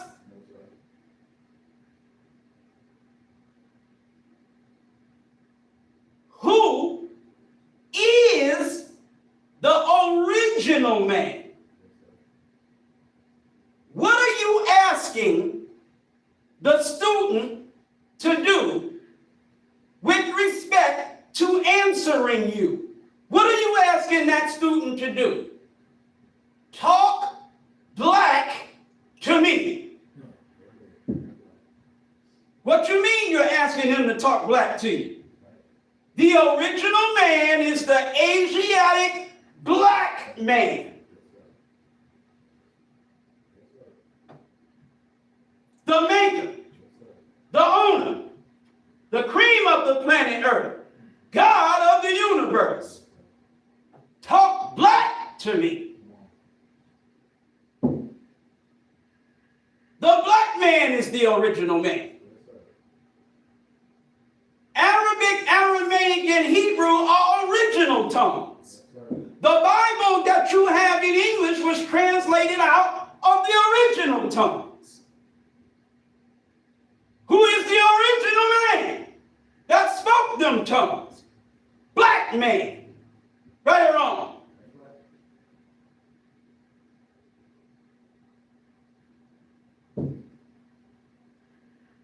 Black is the king.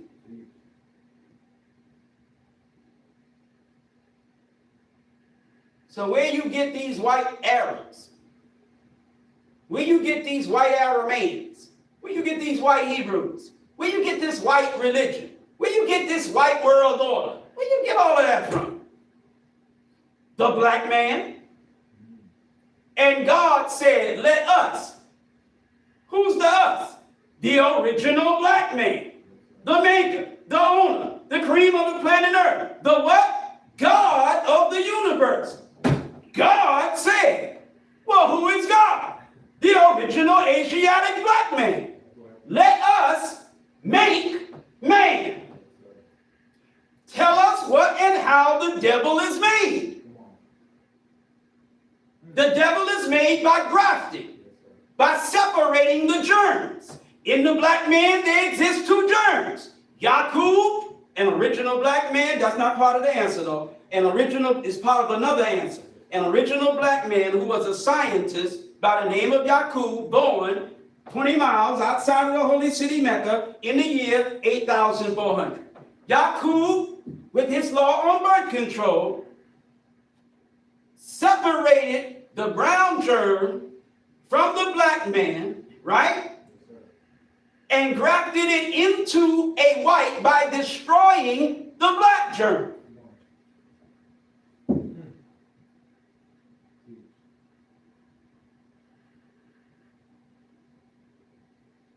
Hello? Let us make, meaning selectively breed man. Let us make him in our image and after our likeness. In our image means he's not a spirit, he's not an animal, he's a human being like us. Arm, leg, arm, head. He's a human being just like us. But he's an altogether different type of human being. Are you listening to me? Straight from the mouth of Elijah, who got it straight from the mouth of God. He is a human being, but he is an altogether different type of human being. He's in the image of us, but he ain't us. He's no kin to us at all. Yes, sir. He's after the likeness of us because he has been granted by us the dominion that belongs to us. He rules us as a God. What kind of God?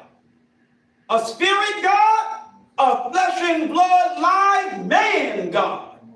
So he's in our image and he's after our likeness in the sense that he rules as a God over his world. Talk black to me. Without the black man, you can't get a white man. It's the black man that produced the white man. The power exercised by the white man is the power of the black man that was given by the black man to the white man over the black man, but it was limited to 6,000 years.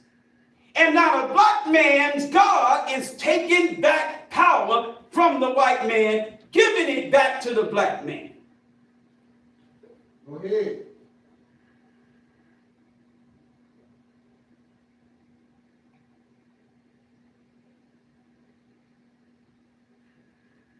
Alhamdulillah. Y'all all right? Yes, sir. Time for the white man to get them skates and get the hell on. And so Allah is attacking the white man with rain, with hail, with snow, with earthquakes, all types of natural disasters. They're not happening by coincidence. The black man is literally causing these things. The Bible tells you that God was going to use nature to bring down the devil in the last days. Look all across America, and you can see the hand of God against America. Nature is attacking America. Russia ain't bringing America down. China ain't bringing America down. But God is bringing America down. Come on. It's God doing it. But for those of you who insist that the messenger is dead, your scripture teaches you that God would use his right hand to bring down the white man. Who is the right hand of God? Elijah Muhammad. Talk black to me. That's right. But it's God that's doing it. You don't tell me what my hand is holding this cell phone. Are you crazy? I'm holding this cell phone. I'm using my hand to hold the cell phone. I could hold it with my feet. Yes, sir. I could hold it with my shoulder and my chin. Yes, sir. Or I could hold it with my hand. Whatever I hold it with, I'm holding it. Come on.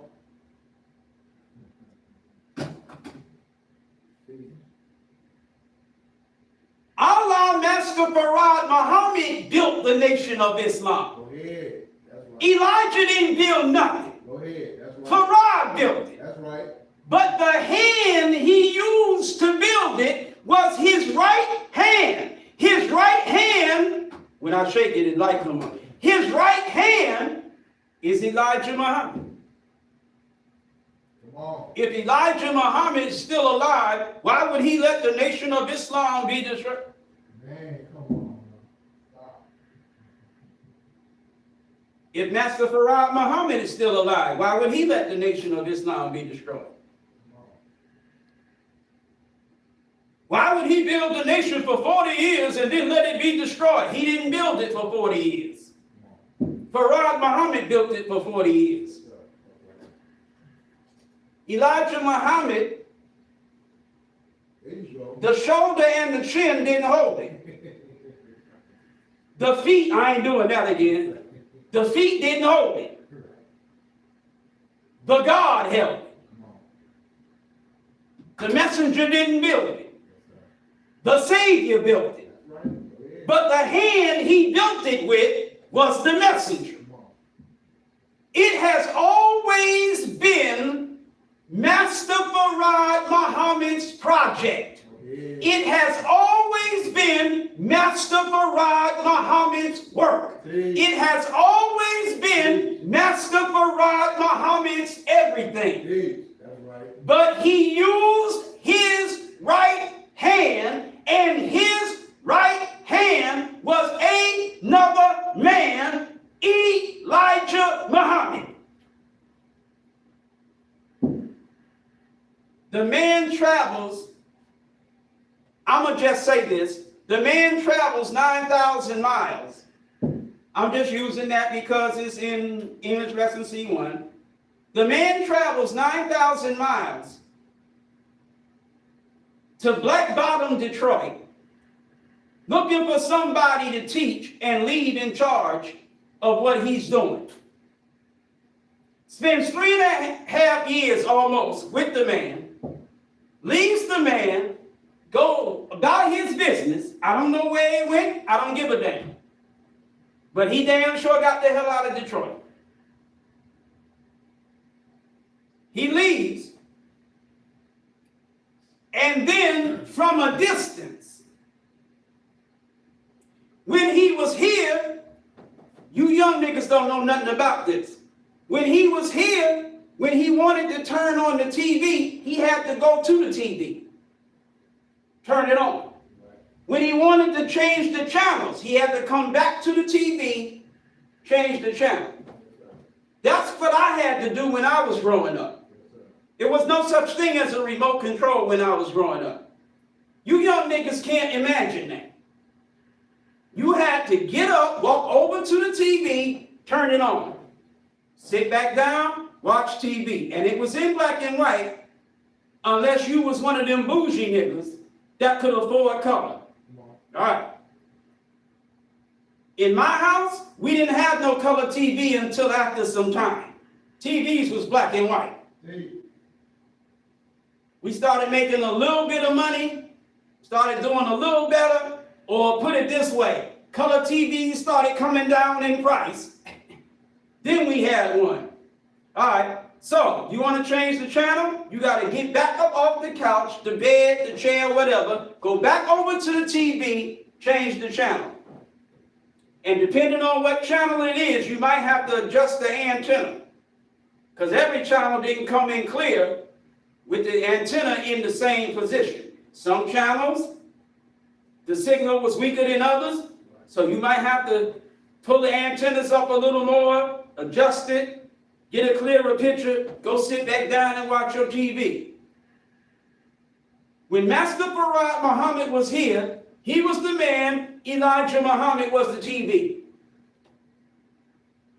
3 years, 4 months.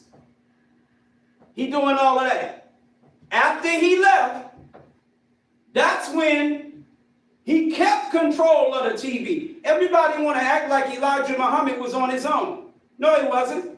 Master Farad Muhammad left, but then he picked up the remote control and he started turning it on, turning it off, changing the channel, doing whatever he wants. He's remotely controlling Elijah Muhammad. Everything Elijah Muhammad did, all you saw was Elijah Muhammad doing. But behind Elijah Muhammad, there was Farad Muhammad that you didn't see. So all the Elijah Muhammad that you did see was Master Farad Muhammad that you did see pointing the remote and doing this. You didn't think the Nation of Islam was Master Farad Muhammad doing this. You thought the Nation of Islam was Elijah Muhammad doing this. No, it was Farad Muhammad doing this. You didn't see that though, so you didn't realize it. The messenger was telling you that that's what was going on, but you wasn't listening. Because seeing is believing. But the Holy Quran said those on the right course are those who believe in what? The unseen.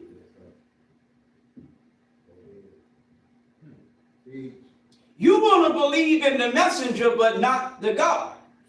Disbelief in one is disbelief in both. Talk back to me. So Master Farad Muhammad studies for 42 years just to meet Elijah. Come on. Comes 9,000 miles to find him. Finds him, spends 3 years and 4 months preparing him, gives him his first term examination, and bounce. Then, for 40 years, he does this. 40 years. You ain't even there. But you so preoccupied with what's going on there, your focus is on aware that you are no longer there. And you just controlling the whole thing. Come on. Somebody try to kill the messenger, you strike them. Have that nigga laid out. You know what I mean? Yes, sir. White man do something stupid to the followers of the messenger or the property of the messenger. Master Farad Muhammad, oh yeah, Hurricane so-and-so, tear a part of America. Go ahead. Y'all listening to me? Yes, sir. 40 years, you just in the background.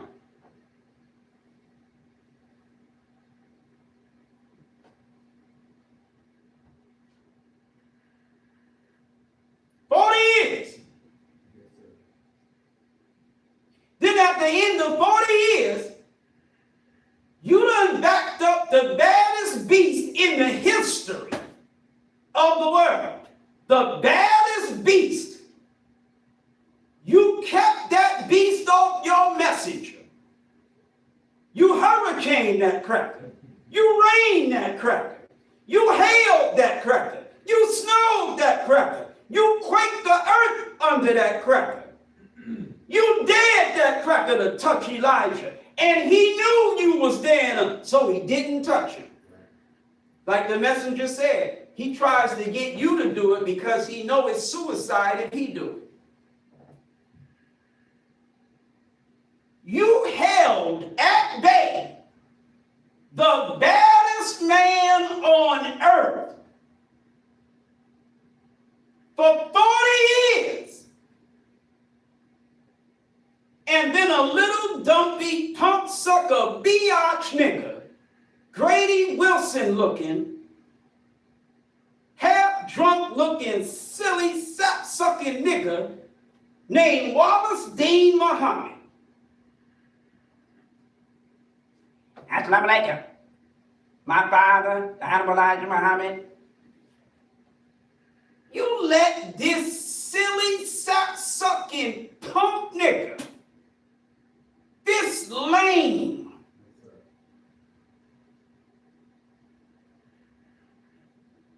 you stood back and let this nigga destroy all that work that for the past 40 years you was doing like this.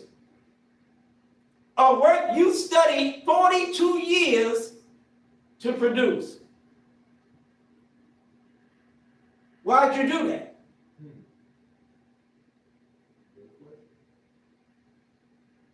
Yeah, it is a good question. Who is the best person to ask any question, especially a good one? If you have a good question, who is the best person to ask that question? I'm trying to get you again. I want revenge. I'm going to say Allah. Why? Because he's the best known. Damn it! He did it again. I, Allah, am the best knower. Yes, sir. You got a good question? Who better to put it to? The best knower. Right or wrong? If you know that Allah is the best knower, You might know you might not know what the answer is to such a good question. But if you believe and accept that Allah is the best knower, even though you don't know the answer, even if you don't know, I know, but even if you don't know the answer, you know that the reason was good. You know why? Because, why did he create them? Right. In the answer to that question, Allah is God in the earth and in the heavens above, and is what? Just and true, and there is no unrighteousness in him. So whatever his reason is, it got to be a good one. So if you don't know what the reason is, I know what it is, but if you don't know what it is, you at least know it's a good one. Because the one thing you gotta know, if you're gonna successfully navigate through all the things that you don't know, is that Allah is the best knower. So whatever he does, just go with it. Just go with it. Because that's what it is. Y'all listening to me? All praise is due to Allah for the most honorable Elijah Muhammad. You ain't got to be dead in order to watch Wallace destroy the nation. All you got to be is supremely wise and have a reason that is in harmony with the supremacy of your wisdom. That's it. Talk black to me. All praise is due to Allah for the most honorable Elijah Muhammad. This is insane. Let me shut up. I said I was going to stop over an hour ago. This needed to be a 3-part lecture.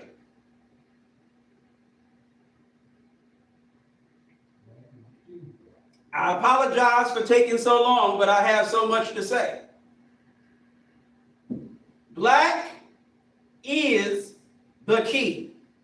If I didn't have such a big mouth, I could have wrapped this up earlier. But I do, so I didn't. So I'm going to stop right now. Having taught the subject, black is the key. If it be the will of Allah, we'll continue it under another title next week or some upcoming week. Thank you for listening. Assalamu alaikum. Wa alaikum salam, sir. All praise is due to Allah for the most honorable Elijah Muhammad.